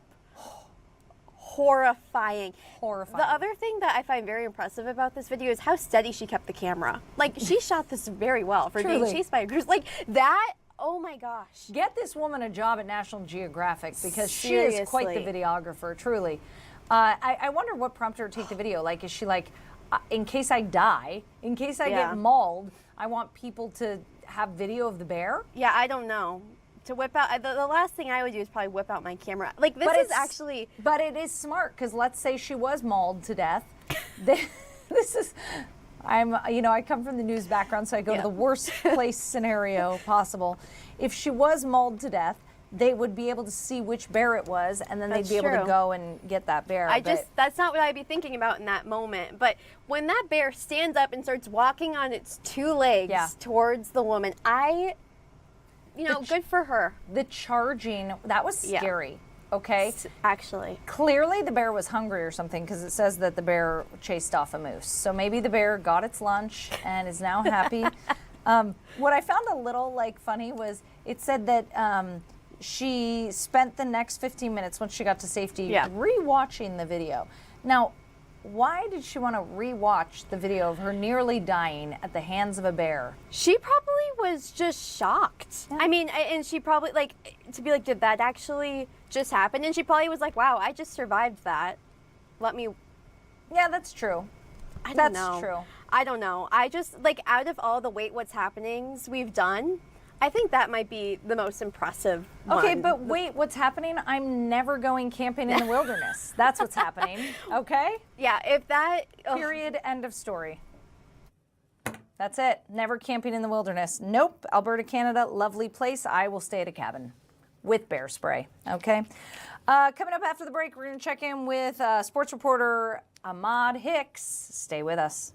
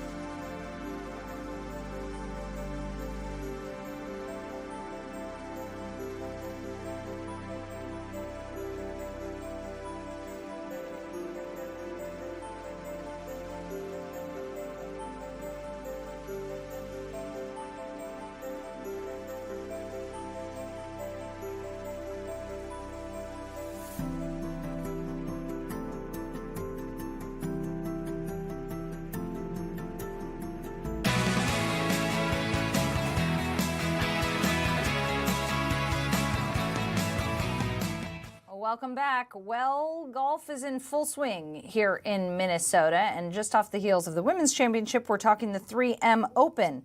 So the TPC Twin Cities is going to be in Blaine from July 23rd to 26th. Obviously, the practice rounds start even before then on the 21st.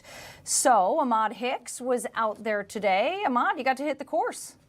I did. It was in beautiful shape. They resighted 18. So unfortunately, we couldn't drive over there, but we could walk. If you hit the ball far enough, that wasn't a problem. But other than that, weather was hot today, but of course, it was in beautiful shape per usual. Greens, were they running fast, slow? How were they? They were running fast today. You know me, I'm not the putter, so I tapped it a little bit, then it's taken off. But my group, we were able to sink some putts, but it should be in good hands whenever the golfers arrive for the TPC Open, and hopefully Scottie Scheffler comes to town. Okay, so that is the biggest story. Scottie Scheffler, this is going to be his first appearance at 3M Open, and many are saying this is the biggest name the 3M Open has ever gotten. The course. Fill us in. So he's committed to play. There's no guarantee that he's going to play, but you hope that he honors his commitment. The course organizer was talking about it today. He said, you've arrived when the world's #1 golfer comes to your event and takes part in your tournament. So if Scottie Scheffler were to come to the Twin Cities and take part in the TPC Open out in Blaine, it would be huge for the sport of golf here in Minnesota and what that course has been able to do, the last couple of years. Yeah, and I think Minnesota is seen as a golf mecca, so it's about time that Scottie gives us some love. How are they, what are they talking about as far as lead up to the tournament? I'm sure today they were giving you the lowdown. They've got a few weeks to prepare, but what goes into prepping this course right now in this final stretch? Oh, it's so funny. I made a joke today. I was like, how many lawnmowers do these people own? I mean, my goodness, these guys were out. They were clipping the greens. They were cutting all the lawns. I mean, they were maintaining everything. It was just a flawless operation out there. So obviously a lot of work to get this course ready. So they're getting all the stands built right now. So if you were to, look at a video of last year, you see everything put together and you look at it now, you'd be like, wow, I didn't know this is what it looks like beforehand. But yeah, so a lot of wood being laid right now, a lot of stands being built, just kind of prepping for those thousands of fans that will, come here later in July. Are they allowing for public play right now, or is that off limits as they prep for the tournament?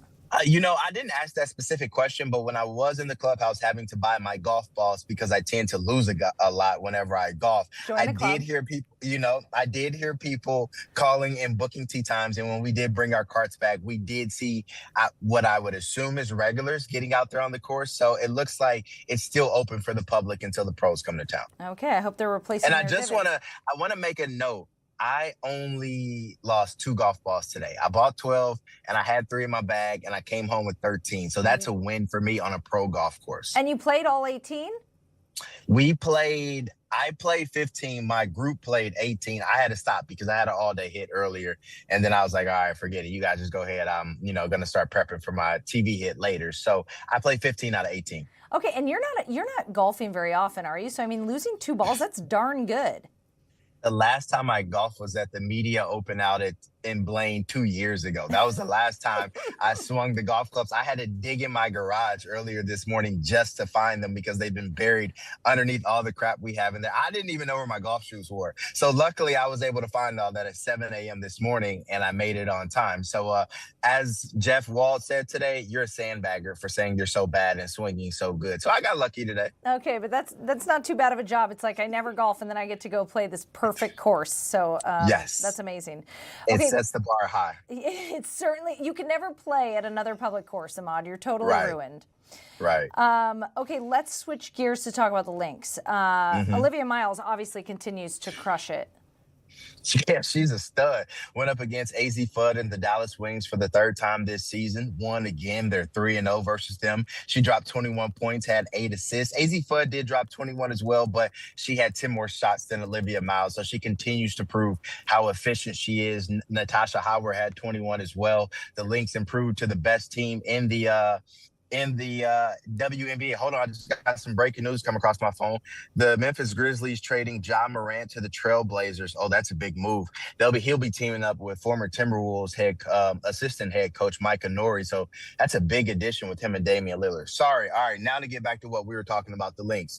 League best 14-5 right now, or 15-4, I believe, just ahead of the Las Vegas Aces and the Atlanta Dream on the Eastern Conference side. So this is a great place to be right now for the Lynx without Nafisa Collier and without Dorka Juhas. Everyone expected this team to be really bad and struggling and not to be one of the best. Everyone thought that their title window was closed. And now it's sitting here wide open without two of your best players. So I think the Lynx are in a good spot, and I think they hit a grand slam with Olivia Miles. Yeah, I'm reading a lot of reports saying that she's a leading Rookie of the Year candidate. Do you think that's true? Oh, yeah. She's probably up for MVP candidate of the year. I mean, what she's been able to do is remarkable. I think I just saw a stat today that said she's the fastest rookie ever to record 350 points and 100 assists. It took her 19 games. It took Caitlin Clark 22 games. It took Paige Beckers 20 games. So you're talking about great company for Olivia Miles, and she is absolutely in the running for MVP. Anthony Edwards said it best. She cold. And then who else came out and said, Kevin Garnett came out and said recently she is in the consideration for best rookies of all time between the NBA and WNBA. Wow, those are quite some compliments for some big hitters themselves. And then Absolutely. their coach, Cheryl Reeve, inducted into the Hall of Fame. I mean, look at her track record, her resume. When I saw the news that she was getting inducted into the Hall of Fame this past weekend, I scratched my head. I was like, what? I was like, she's not already in it. So it's kind of crazy to think about. But yeah, so I guess after 4 WNBA championships, 1 gold medal in Paris in 2024, now she can finally have a spot in the Women's Basketball Hall of Fame. So she's only the second ever coach to be inducted. So quite the honor for her. And hopefully they can go get that 5th championship that they've been chasing for a number of years now, and just add to that Hall of Fame legacy that she already has. Wow, only the second coach to be inducted. That's pretty amazing. I had the same reaction though. I'm like, she's not already in it? Because it seems like she literally. Would be. I was like, what? This is news to me. I was like, all right, let me get educated on my Minnesota sports some more. All right, Ahmad, I'm glad you had fun on the golf course today. I'm not going to ask your score, but if you would like to share, you can. I made a birdie putt for the group, so that's all that matters. I made a birdie putt, and Jeff Wall can attest to that, so that's all that matters. I didn't keep score because we were playing a scramble, so it was a team game. Oh, it was a scramble. Okay. It was a scramble. We played a team game today. I love a good scramble. Man, I'd play golf every day if it was a scramble. Me too. That's easy. Just follow the best ball and then, putt for birdie all the time. So I helped us early on, Amen. Amen. Okay, good job. I'm glad you were having fun out there, Ahmad. Thanks for joining us. All right, we're going to take it to break here. Stay with us.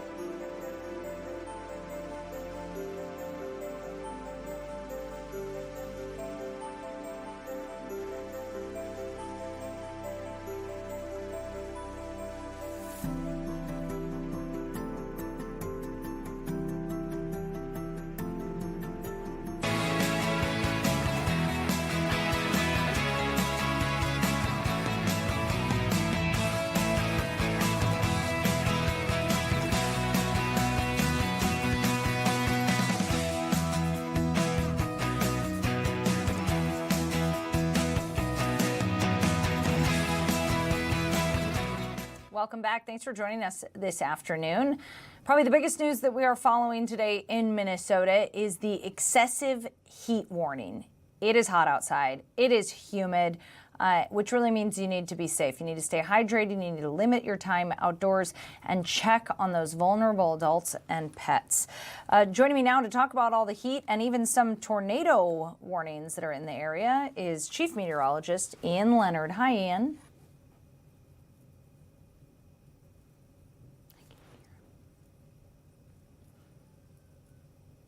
I can't hear him, so I'm sorry.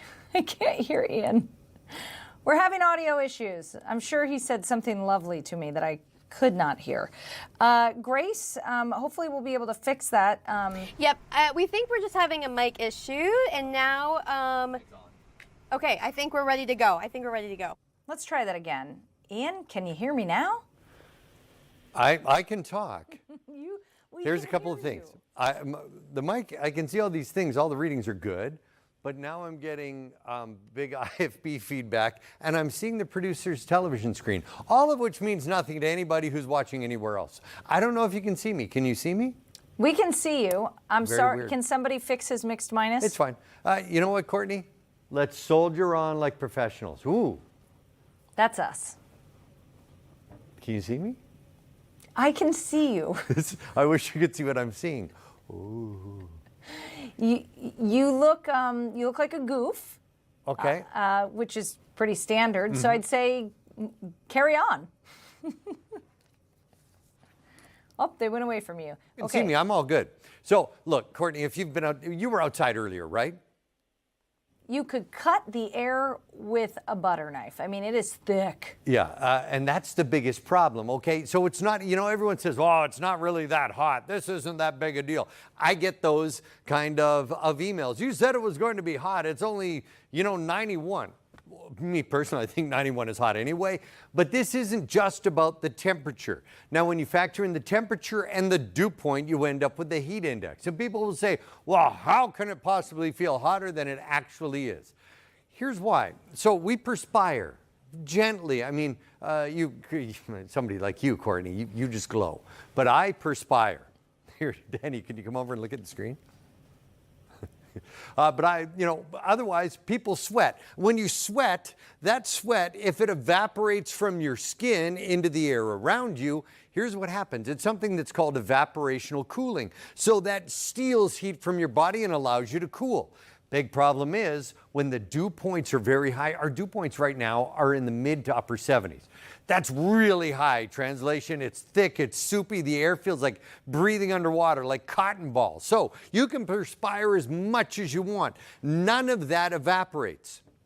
If it doesn't evaporate, you feel hotter, you feel warmer. And that's why 90 degrees right now will start to feel a lot warmer. So you look, this is rain-cooled air up toward areas like Hibbing and Duluth, big cluster of storms well to the north. Instead, I want to concentrate on areas south of Hinckley. Okay, it feels like 108 right now in New Ulm, feels like 103 in the cities, and all of these areas here in the purple, upper 90s into the low triple digits for the feels like. What does feels like temperature do? It makes it very, very dangerous for the very young and the very old and the very hairy. Not your weird uncle at the family gatherings, but no, your cats and your dogs and any type of those animals that try and live outside or want to go outside. Here's a great tip for you. If you think it's okay for you to take your dog for a walk, I want you to do this. Courtney, you take your hand and you flip it over. And you take that nice little sensitive fleshy bit there and you put that down on some asphalt that's been in the sun for the last couple of hours. If you immediately draw your hand away, that means it's far too hot for your dog's paws. It's too hot to take your dog for that walk. So you either wait till later or you just find nothing but shade like a trail. But to get to the trail, you got to walk on asphalt and it's far too hot for your dog. Just all of these things in combination make for some dangerously high temperatures when you factor in the heat index and those dew points in the 70s. So how does it actually feel? And I love this because people are like, it's not so bad to me. They're looking at their temperature and they're not outside. This is the heat index. The heat index is different than the world wet bulb, global wet bulb temperature. So the heat index takes an algorithm and says, okay, if you're in the shade, it will feel this warm. And for me, that's wicked hot. But the wet bulb temperature, the global wet bulb temperature says, well, we're not going to factor it for the shade. Who's hanging out in the shade, especially if you're working outside?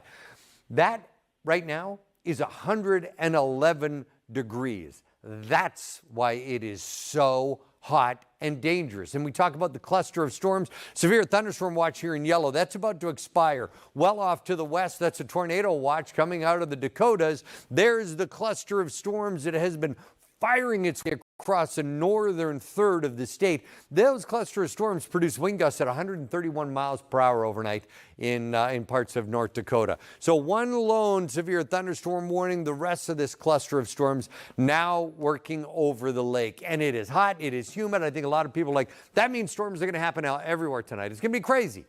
To which I would say, no, it's not the way it works. When we get this real hot, humid air, it makes it really hard to lift. We need to be able to lift the air to create a degree of convective instability. Storms. At this point, we may see a few isolated storms tonight, but it is all about the heat. It is all about the humidity. It is all about the heat index. And for my money, it's stupid hot, and I say no, thank you. You're with me still? I'm still here. I'm just, so quiet. I'm so intrigued by what you have to say. What I found crazy, Ian, is that 50 temperature difference from Grand Marais, where it felt like 53, to MSP, where it feels like 103. Yeah. Just wild. Yeah. That, you know, a 6-hour drive away, there could be that big of a difference. And if you look, and you and I have both been along the North Shore, even on any given day, you go to the Grand Marais and you're like, oh boy, get the puffer coats out. I mean, Grand Marais just doesn't really get warm, but yeah, big difference. And now Duluth is down into the low 60s with the rain cooled air. So it was cooling the region. Now with the rains over the surface of the water, that's firing some real cool air back to Duluth and all along the North Shore. You'll easily see 50, 60, 70 degree temperature difference here from the metro and areas of southern Minnesota all the way to the North Shore here over the next couple of hours. But like I said, heat, humidity, not going anywhere. We're in for a brutally hot week. So yeah, the very young, the very old, Courtney, and the very hairy. We got to take care of all our friends. Even the people who live down the road, maybe in the old tenement building who you know, or somebody down the street, you know, their air conditioning's on the fritz, or maybe they don't have air conditioning because, look, not everybody does. So at that point, you'd be like, oof. Yeah, we gotta go knock on the door and make sure everyone's okay. And there are a lot of cities, Hennepin County, offering cooling centers for those individuals. So yeah, check on your neighbors, especially the elderly and the vulnerable, because you never know what their situation is. Yeah. Very dangerous if you don't have air conditioning. Yeah, absolutely. I mean, there's some people saying, we wait all year for this. I can't wait to go outside. And after 10 minutes, you're like, everyone inside, back to the air conditioning. Well, if you've got a cold body of water, it's great. But if you don't, it gets pretty oppressive pretty quickly. I got one of those blow-up pools in the backyard. I'm going to be in there. You have more than a blow-up pool. Come on now. I just picture you going home and jumping in a full suit. Just full weatherman outfit in the pool. Motion. What I want to know is how your dog is doing. It's got like 19 layers of pounds fur of on fur. it. Yeah. We go out. We were out this morning at around 7:15, and it was plenty hot. But again, it's not just the heat; it's also the humidity. And dogs don't sweat. Another big scientific idea for you here. Dogs don't sweat. They will vent some perspiration out through their paws, but when they pant, and they pant harder and harder, and their tongue grows longer and longer, they're trying to bring cooler air in and fill their lungs, which takes their body heat from inside and expels it. That's why dogs pant when it's very, very hot. You can help them by putting some cool water out for their paws, but a lot of people will take a hose and hose down their dog. If their dog's already too hot, that does the exact opposite. It just makes them hotter. Oh, interesting. So, yeah, there's a lot of things you can do for your pets, but absolutely hosing them down and leaving them with their fur all just kind of matted toward them, it's not a great idea.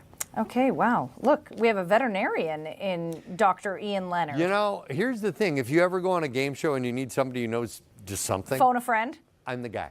I know more about nothing than anybody. You're the phone a friend. Yep. All right. Thanks, Ian. Appreciate you. Yeah, Courtney.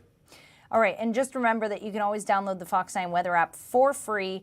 Also check our website, fox9.com/weather, as we do have quite a bit of severe weather in the area that you're going to want to stay updated on. So make sure you stay up to date and you stay sky aware. We're going to take a quick break. When we get back, we'll do a check of the headlines. Stay with us.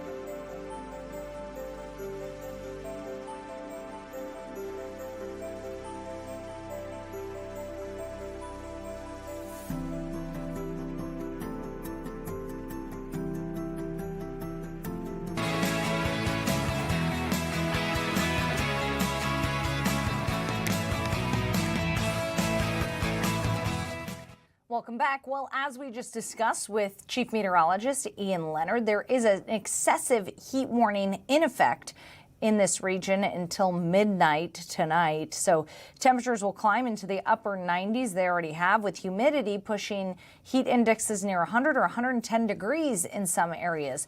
We just saw from Ian that at the airport right now, the feels like temperature at Minneapolis-St. Paul Airport is 103 degrees, and even hotter when you move south of that, closer to the Iowa border and in southern Minnesota. Experts obviously stay hydrated, limit time outdoors, and check on those vulnerable. So if you have a neighbor, an elderly neighbor, or someone who in your life who is more vulnerable, make sure you check on them. Just make sure that their air conditioning is in working order and that they are staying safe. In cabin country, too, there have been several tornado warnings throughout the day. Cass County, Crow Wing County, St. Louis counties have all been impacted. So make sure you stay sky aware. Download the Fox 9 weather app. It is free. In national news, the Supreme Court is allowing states to count mail-in ballots that arrive after Election Day, as long as they were properly mailed on time. In a 5-4 decision, the justices rejected a challenge from the Republican National Committee, leaving late-arriving ballots rules in place across several states. And here in Minnesota, the ICE agent accused of pointing his gun at motorists on a Minnesota highway was set to be in court today. Gregory Morgan had an omnibus hearing today. Morgan is facing assault charges after prosecutors say he pointed a gun during an off-duty confrontation. His attorney has said Morgan is innocent and that the public does not have the full story. A more significant hearing is expected next month in federal court, where Morgan is seeking to move the case. And then light rail riders, you're going to want to listen up, because the Metro Transit's Blue Line rail service is shutting down today. This closure will last through August 20th as the Metro Transit performs lots of work, upgrades, and maintenance on the tracks, the stations, and the infrastructure, as that infrastructure is now over 20 years old. Hard to believe that the light rail is that old, but it is. They have temporary bus lines in place for anybody who rides the light rail and wants to continue using public transit. Grace Henry, we've got some talkers to talk about too. Ed Sheeran is coming to US Bank Stadium, and I don't know if the tickets aren't selling well or what, but they are now offering a 2-for-1 special for the Ed Sheeran concert. Yeah, 2 for 1. Are you a big Ed Sheeran girl? You know, I love Ed Sheeran. It was an Ed Sheeran song was our wedding song, and so Which one? Thinking Out Loud. Cute. Yeah, it's all about, you know, growing old with your partner, and Yeah. we did dance lessons in Minneapolis. I forget the name of the dance studio, but we did dance lessons, had a whole dance to it. So we have seen Ed Sheeran just because it is our wedding song. Yeah. We saw him at US Bank Stadium years ago. He is incredible in concert. yeah. So he does this thing, it's like layering, where he looks like he almost has a DJ set up in front of him. He's alone on stage, or maybe he has backup, but I think he was alone on stage. Okay. And he has a keyboard, he's got his guitar, he's got other things. And what he does is he starts playing the first line in a track, then he pushes a pedal, and that track repeats. Then he lays on the other layer of track, pushes the pedal, that just layers the song. It's incredible. So he's a one-man show. Wow. It is so cool. But yeah, fans looking to see Ed Sheeran in Minneapolis, they can score a 2-for-1 deal right now. So US Bank Stadium just sent out the email this morning. You know, so if the show was a little too pricey for you, and these tickets are insane these days. Yep. So if you were interested, the tickets were a little too high, well, now you can get in at a more affordable price. Yep, so it's, I'm looking on Ticketmaster right now, and if you want to sit in the 300 section, tickets are running about $55. Okay, that's the upper deck. That's the upper deck. So that's affordable, especially for the 2-for-1 deal. And then in the lower deck, there are about 61, and then floor seats, gosh, this website is extremely hard shocked. to navigate. $61 for the lower deck. I think these tickets were like well over $200 when they first were released. So that's a little surprising. I know, and it's really interesting, like how these tickets are being priced, because I really wanted to go to Bruno Mars, but those tickets for the 300 section were over $200, and it's like that was just unaffordable for me to go. Upper deck the was upper deck over $200.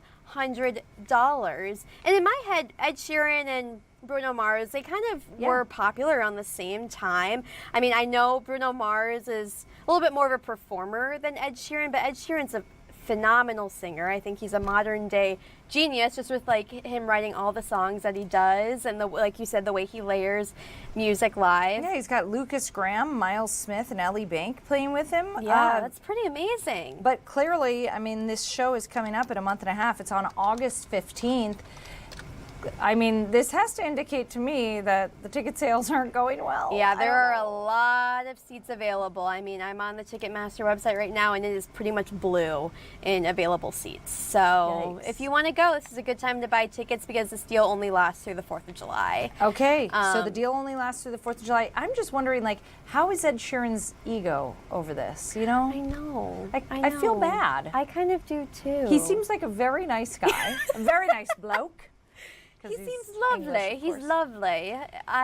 Maybe I'll go. Maybe I'll go and see Ed Sheeran. And I'm also wondering, like, I saw him years ago at US Bank, and I think it was definitely, if it wasn't sold out, it was close to sold out. I don't remember there being a lot of empty seats. So what has happened that maybe it's just the economy. I think so. People don't want to pay that much money to go to a show anymore. I think that's a big factor, because you also have to think, US Bank Stadium, I think it's difficult to get to in many ways. If you're not Ubering finding a parking spot downtown can be difficult and is expensive. I mean, that adds a $20 at least.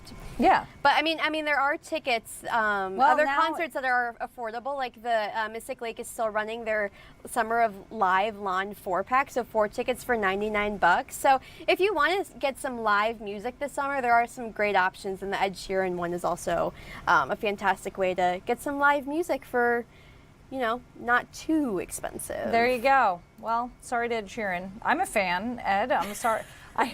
I think we did buy tickets. We paid like God knows what, and now they're doing a 2-for-1. I feel like a dum-dum. Wait, you're going to? I think so. I can't remember. It's in August 15th, so put it on your GCal. Let me check my GCal right now.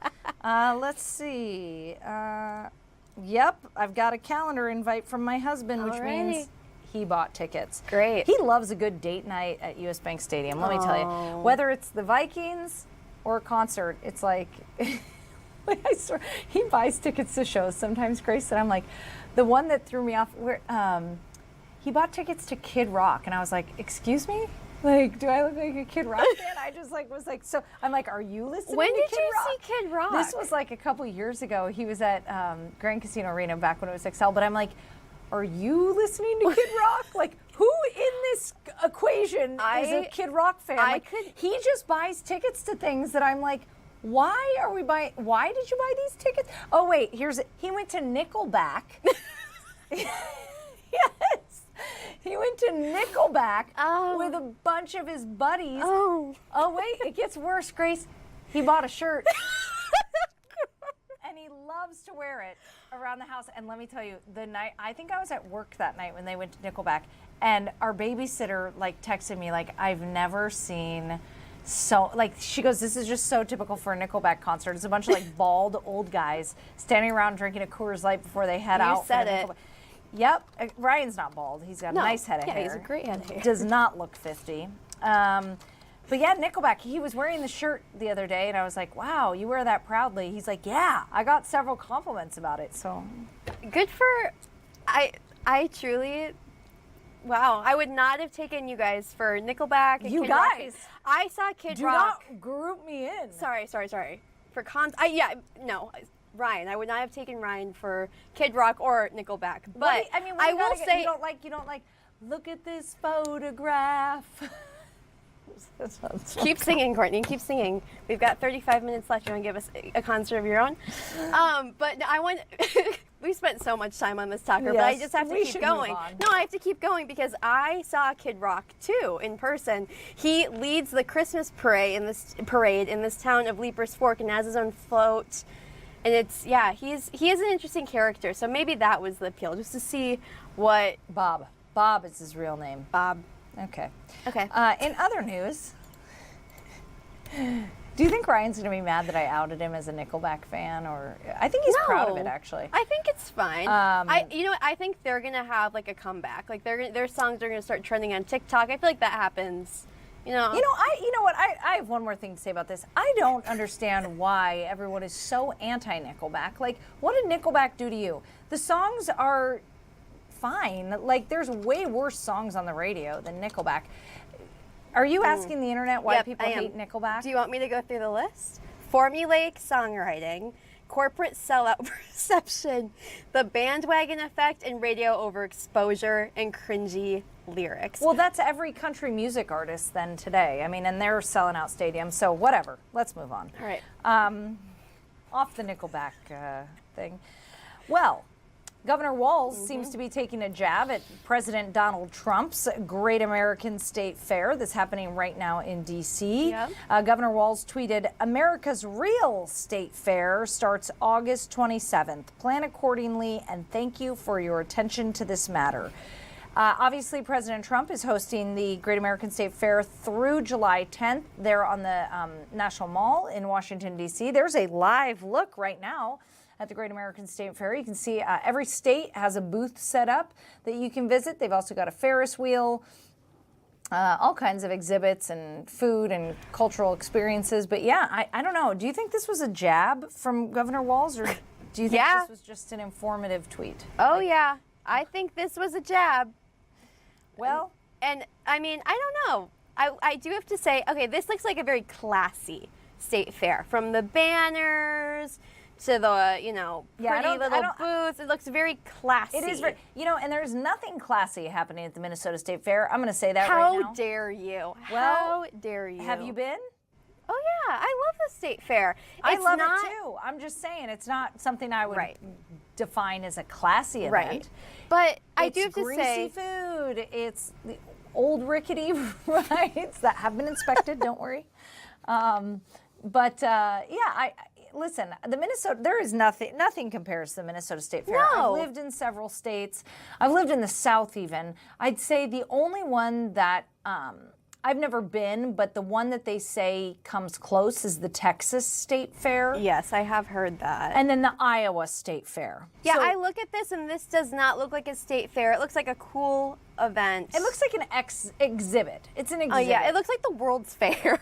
Like Yes. that's what I would picture the World's Fair to look like. Yes, this is more like a cultural exhibit on the history of America. Of course, Yes. it commemorates the 250th anniversary of our nation. But I will say what Walls did get right is that the Minnesota State Fair is one of the best. 100%. I've never been to the Iowa State Fair. I've never been to the Texas State Fair. I hear that those are the only two that can compare. I have been to a few other. I've been to the Kentucky State Fair. You know, I grew up in California. We had a county fair. Yeah. That was great. Yeah. But We in Tennessee and it was fun and it was a good time, but the Minnesota State Fair just has a character Oh yeah. that no other state can touch. Did you try the pickle beer? So I'm gluten-free, Courtney. Oh, Thank you for sorry. bringing this up. I am gluten-free. I would have loved to. That sounds like something right up my alley. I love a pickle martini. I love anything pickle. Pickled chips. What does doing the state fair when you're gluten-free look like? I mean, are there booths that sell gluten-free food at the fair? There's actually a gluten-free like mini donuts truck in there. I'm trying to remember what else. Oh yeah, there's like I forgot what it's called. I wish I could remember, but it's next to the paella truck, and they have gluten-free funnel cakes, gluten-free pronto pups, gluten-free cheese curds. Oh. I'll get back to you on what it's called, but it is so good. I love the corn at the state fair. That's always one that I hit. But yeah, I mean like the paella stand's gluten-free. the Baba's frozen grapes at right. Oh, I didn't. There's frozen grapes at the Gator stand right next to the corn I stand. didn't know that. So you could eat the frozen grapes. Great, and that's right by the Fox 9 booth. Kara just said those are good. Okay, so I'll try them. Yeah, well, this year, maybe I'll do a what's Can you, gluten-free at the state Can't fair. you do like bacon on a stick? You can do those things. Yeah, but I'm not gonna. Why? Because I just feel like I'd get nauseous when it's hot and the What you sun's got against beating bacon? down. You're a vegetarian, Courtney. I actually, you know what? I love the state fair. Like I love going to the state fair. When I first moved here, I thought that is disgusting. Yeah. It's just a bunch of unhealthy eating, and I love healthy eating. I'm like, ew, gross. It's just about purging yourself on fried food. Listen, I've come all the way around because I love the state fair. Do you really? Love it, love it, love it, love it. And like I love to eat at the state fair. Yeah, so, what do you eat? You're a vegetarian. So they have a vegan corn dog lovely. booth that is just fabulous. The fried veggies are really good. I also love the corn. The fried pickles are my favorite. And I'm not gonna definitely that batter probably has something in it that I shouldn't eat, but I just don't ask. Don't ask questions. Don't ask. Have you had the French fries there? I know they're very controversial. Oh, the pickle fries? No, the regular French fries. The French fry. There's like 7 of them, 7 booths. Oh, like the big bucket of Yeah. fries? Yeah, no. I mean, I'm not going to the state fair to get French fries. And I think they're not good French fries, in my opinion. I'm not going to the state fair to get French fries. Like I can get French fries at Culver's on the way home. Culver's has the best fries, by the way. Hot take. That is a hot take. Anyway, so there you go. Governor Walz says America's State Fair truly starts on August 27th. Plan accordingly. We'll be there. You can count on that. We're going to take a quick break, and when we come back, what are we doing after the break? We are going to talk to the Salvation Army about some of the cooling centers that they are setting up to make sure that individuals experiencing homelessness stay safe in this extreme heat. Stay with us.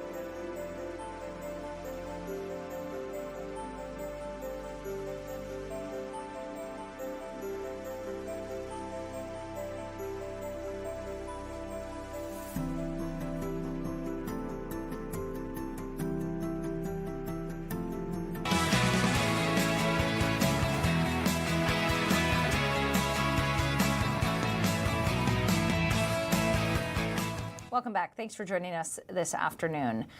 Well, as everyone knows at this point, we are in an excessive heat warning right now across our region as temperatures are well into the 90s. And with that humidity, the feels like temperature is in the hundreds. This extreme heat can obviously be dangerous for everyone, but especially the most vulnerable and those experiencing homelessness. Lieutenant Adam Hines from the Salvation Army joins me now. Lieutenant, thanks for joining me. Yeah, Courtney, thanks for having me. I really appreciate it. So you have turned all your Salvation Army locations into cooling centers today, I understand, and you're actually at one right now. Tell me what you guys are doing. Yeah, so during our hours of operation, we provide spaces for people to come in out of the heat and cool down. Some locations do it differently. We have fans at our location in the lobby area. We also have access to some cold water and some snacks and stuff, so people can just get out of that heat that really begins to feel so oppressive, really, when they're outside in it. And for those that come in, for example, for food shelf visits, and they're going back and forth to vehicles, it's an opportunity to stay out of that heat as long as they can. So what are your biggest concerns on a day like today? Well, I think there's a couple of them. Number one is for those who are experiencing homelessness and are unsheltered, that they may not realize the deficit of liquid or water that they have on them. So they have a very difficult time getting cooled down. And the second one is for our seniors. We have a large senior population that comes to our location throughout the day. And so one of our concerns is the ability to recognize whether you need something to drink. And certainly your vehicle may have air conditioning, and that might be awesome. However, for those seniors that may have to walk to a location or walk to get groceries or walk to a bus stop, those things mount up. And so those are two of our populations that we're particularly concerned about. And of course, we say those two, but then we also think about our kids. If kids are outside running around and playing and all of a sudden they don't feel very good, they may not have the education or the background to know when things have turned dangerous for them. So you've got locations, a couple locations in Minneapolis, a couple locations in St. Paul. You've also got a location in Brooklyn Park. And these centers are going to be open from 8:30 to 4 p.m. Is that all week? Yeah, as long as those excessive heat warnings are out, those buildings are open for services. And of course, I would always encourage people, stop into our location and visit with our wonderful staff, our officers, envoys, administrators, and have a conversation about what those expectations look like. We love nothing more than to serve human needs and to love on people. So stop in, even if you're not sure, it's okay to stop in. Yeah. How are you connecting with individuals besides doing this interview right now and letting people know that, you know, it's an option if your air conditioning has gone out or maybe you're, you know, on tough times, you're living out of your car and you just need somewhere to cool down. How are you, you know, working with Minneapolis, Hennepin County? Do you have your own outreach people? How are you getting the word out that this is a place that people can come? Yeah, that's a great question, Courtney. I appreciate that. Every location does it a little bit differently. At our location, for example, in Maplewood, we've got a great relationship with our local law enforcement and fire department teams. And so we're able to let them know about what we have. So if they're responding to those kinds of calls for dehydration or heat exhaustion, they know they can also bring people over to us.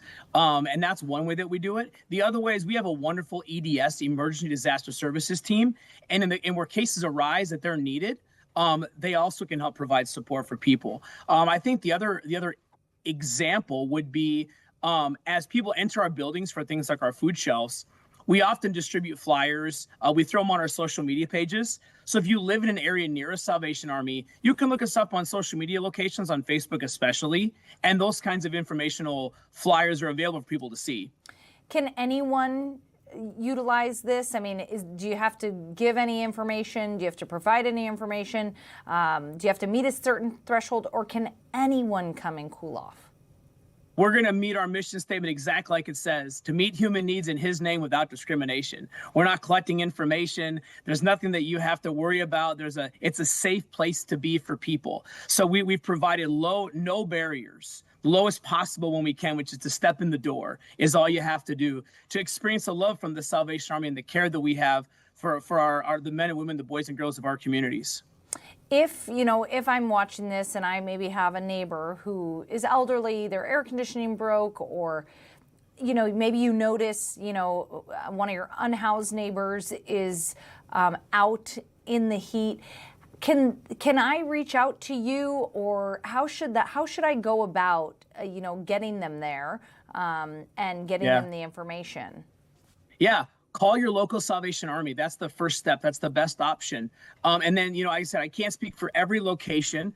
That some locations may have bottles of water ready and available, so you could come in and grab those bottles of water and take to that person from one of our locations.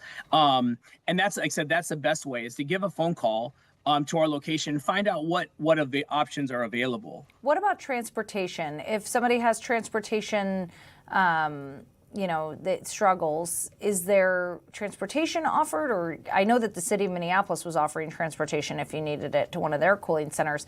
I'm just wondering if if you guys have a plan for that.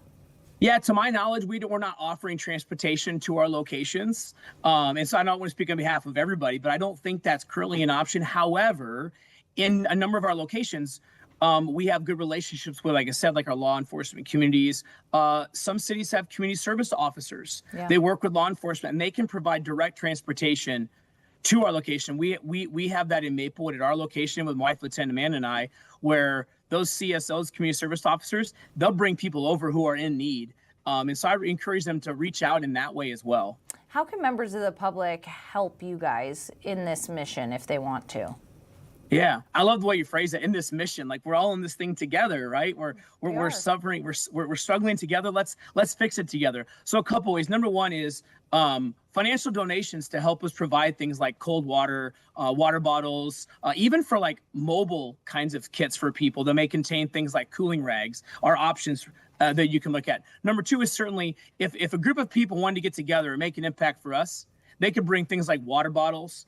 You can purchase cooling rags. They're really effective. They often are easy to put in cold water for people's necks or heads. That's an option. The other thing is, it's an option to maybe people want to have some snacks, some food at the same time. And again, they can donate those things at any of our locations across the Twin Cities. This is a great thing to note too, Adam, because you might have people who are lower income who are working jobs outside. Here you go. Come pick up some water and pick up a cooling rag if you're having to work in the heat. So you're not necessarily, without a home or without a job, but these are things that cost money that, if you're on a budget, you're low income, come pick them up from your Salvation Army location. They want to help you. Yep, that's absolutely right. What's one message you want everyone in Minneapolis to hear as we deal with this excessive heat? I think the best message people to know for the Salvation Army is that we are here, and that we are going to provide, and we are going to do what we say we do, which is to provide the answers to the needs that people have. And we do that with local support, community support, our church members, some volunteers as well. So we are going to do everything we can to intentionally meet people where they are. So we're going to be there. We've always been there. We're going to continue to be there. That's great. Are these Salvation Army locations across the state open as cooling centers, or just in the metro? Just so I can let her. Yeah, I know for sure in the metro, Courtney. I don't want to speak for everybody, but I believe that if you're in Salvation Army location, the best thing is call just to verify.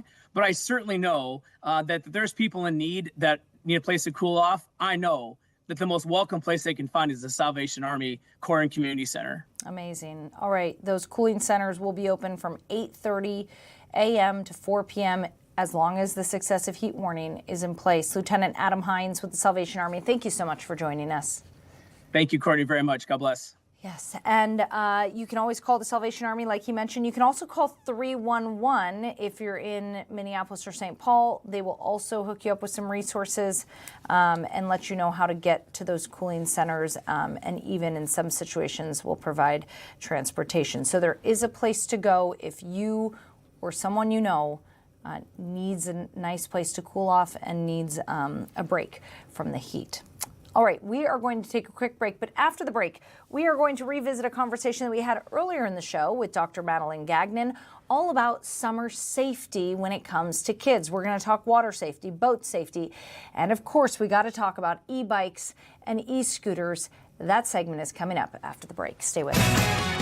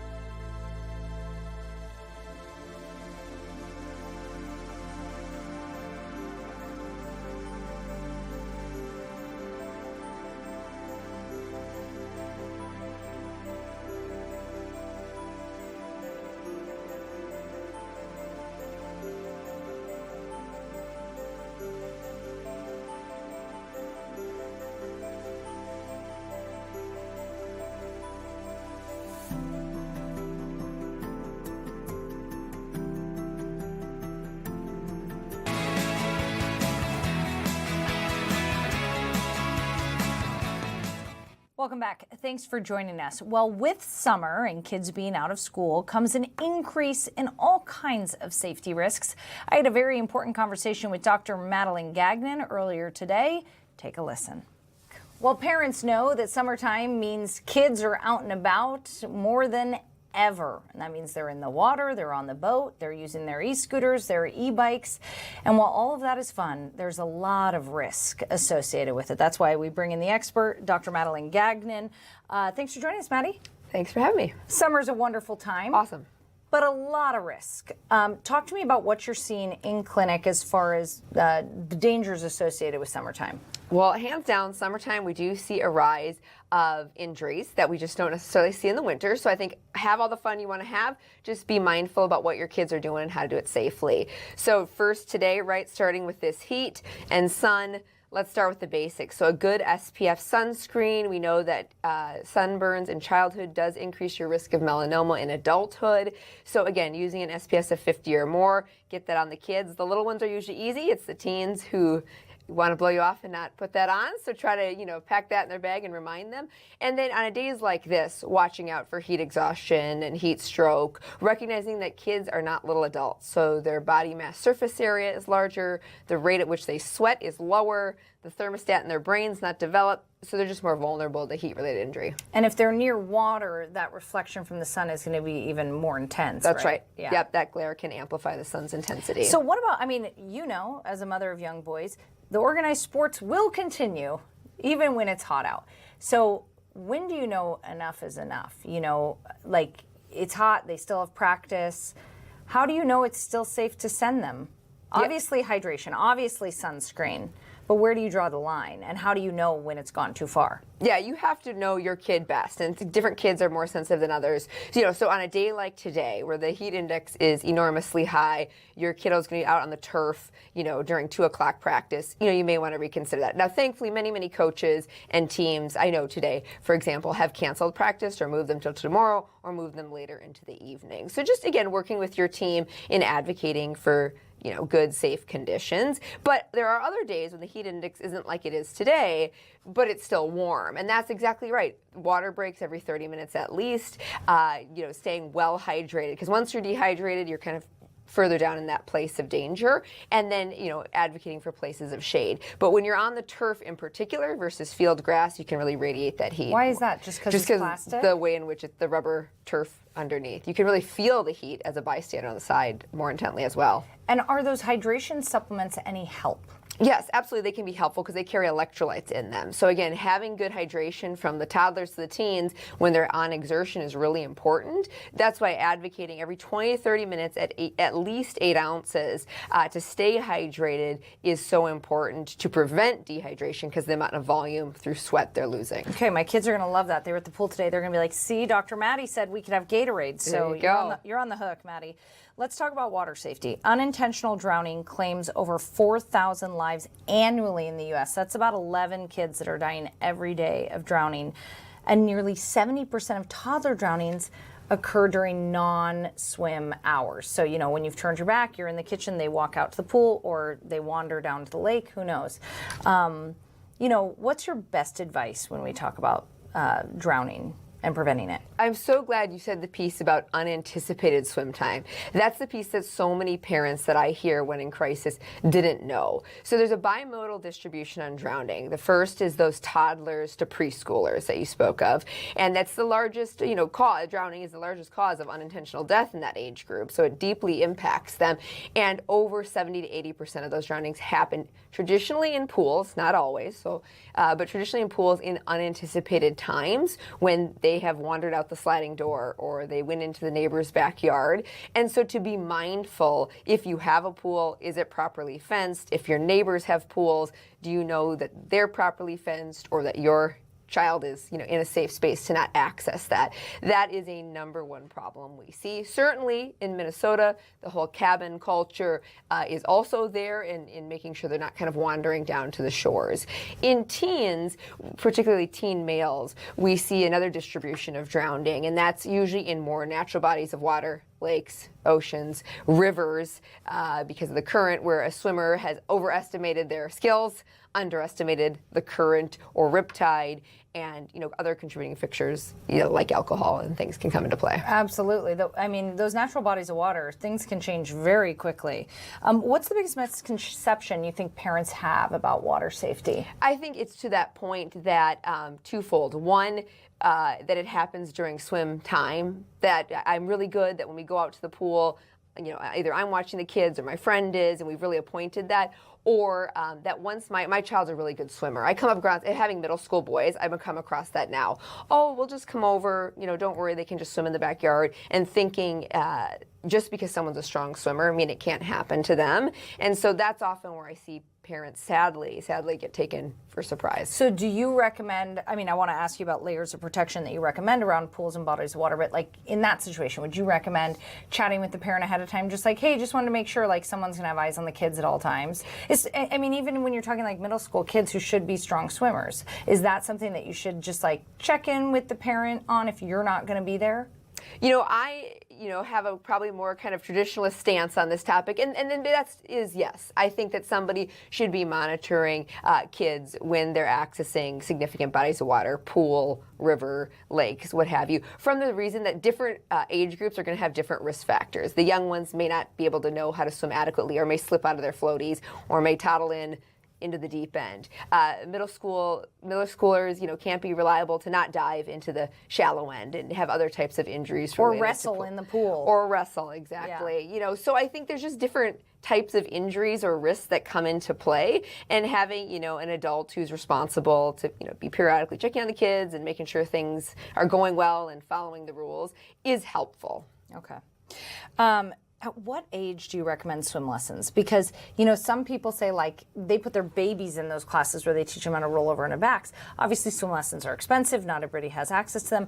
When do you think is the right time to start kids in swim lessons? Yeah, I think everyone has a different opinion on kind of as in those really early years, but for sure by those, preschool years, I would recommend that kids get familiar with the water and know how to be in the water and not afraid, as well as learning some basic, treading water type skills to help them for their own survival is really important. But again, I also don't want to give the false protection that just because you've done years of swimming lessons that things can't happen. So it's kind of be mindful of both. I think swim lessons can be helpful just in helping kids feel more confident in the water, which is really important. I don't think it should be parents kind of total check that we're safe now in the water. Yeah, check that off the box. Now I can leave them alone unattended. No. Okay, so boat, because we are in Minnesota, so we're thinking a lot about boat safety. It's the law in Minnesota that anyone under the age of 10 needs to be wearing a life jacket. But what are some common mistakes that families make when they're out on the water? I think around the life jacket in particular, often the strap that goes between the legs is often missed. Or the life jacket is the wrong size for the individual. So we frequently see a child-like life jacket on perhaps a more toddler-sized individual, and the toddler can just slip through the arms if the strap between the legs not done. So just the correct life jacket for the correct body size, snapped correctly, is so important. And then just being mindful of where your kid is on the boat, particularly when you're accelerating or distracted, if you're anchoring or rafting to another boat, because we frequently see kids, do fall off. What about, especially when we look at this weekend, a lot of the lakes are going to be super busy. There's going to be a lot of boats out. Do you recommend, just like as a family before you go out, like let's chat about safety. Let's chat about how this is going to go. Nothing wrong comes from communication. So I think especially for your kids, helping them manage their expectations. Hey, when I'm docking or rafting up, I'm really busy and I'm distracted. I need you to stay in your seat. Appoint them a special captain seat or a place on the boat where you know that they're safe. If you have a really little one, sometimes you use the harnesses that can be helpful to also kind of lanyard them into a place. But I think there's, only good things can come from communication and managing expectations and knowing when you yourself as the boater are more distracted versus when you can really pay attention to your kids fully and knowing that they're in the proper life jacket and they know where to be to kind of remain safe. Yeah. All right, some great advice there from Dr. Madeline Gagnon.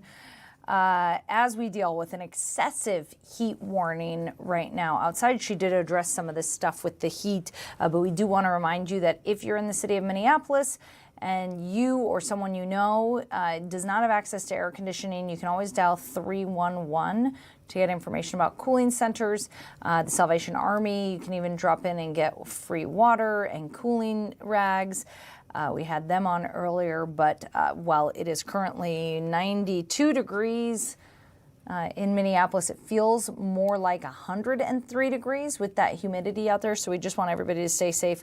We also have had, beyond the extreme heat warning that is throughout the region today until midnight, we've also had several tornado watches in effect. So we just want to make sure that you are up to date. If you're in cabin country right now, that's the area that's been affected by those tornado watch and warnings. So you can stay up to date on all that on our Fox 9 weather app. It's free to download.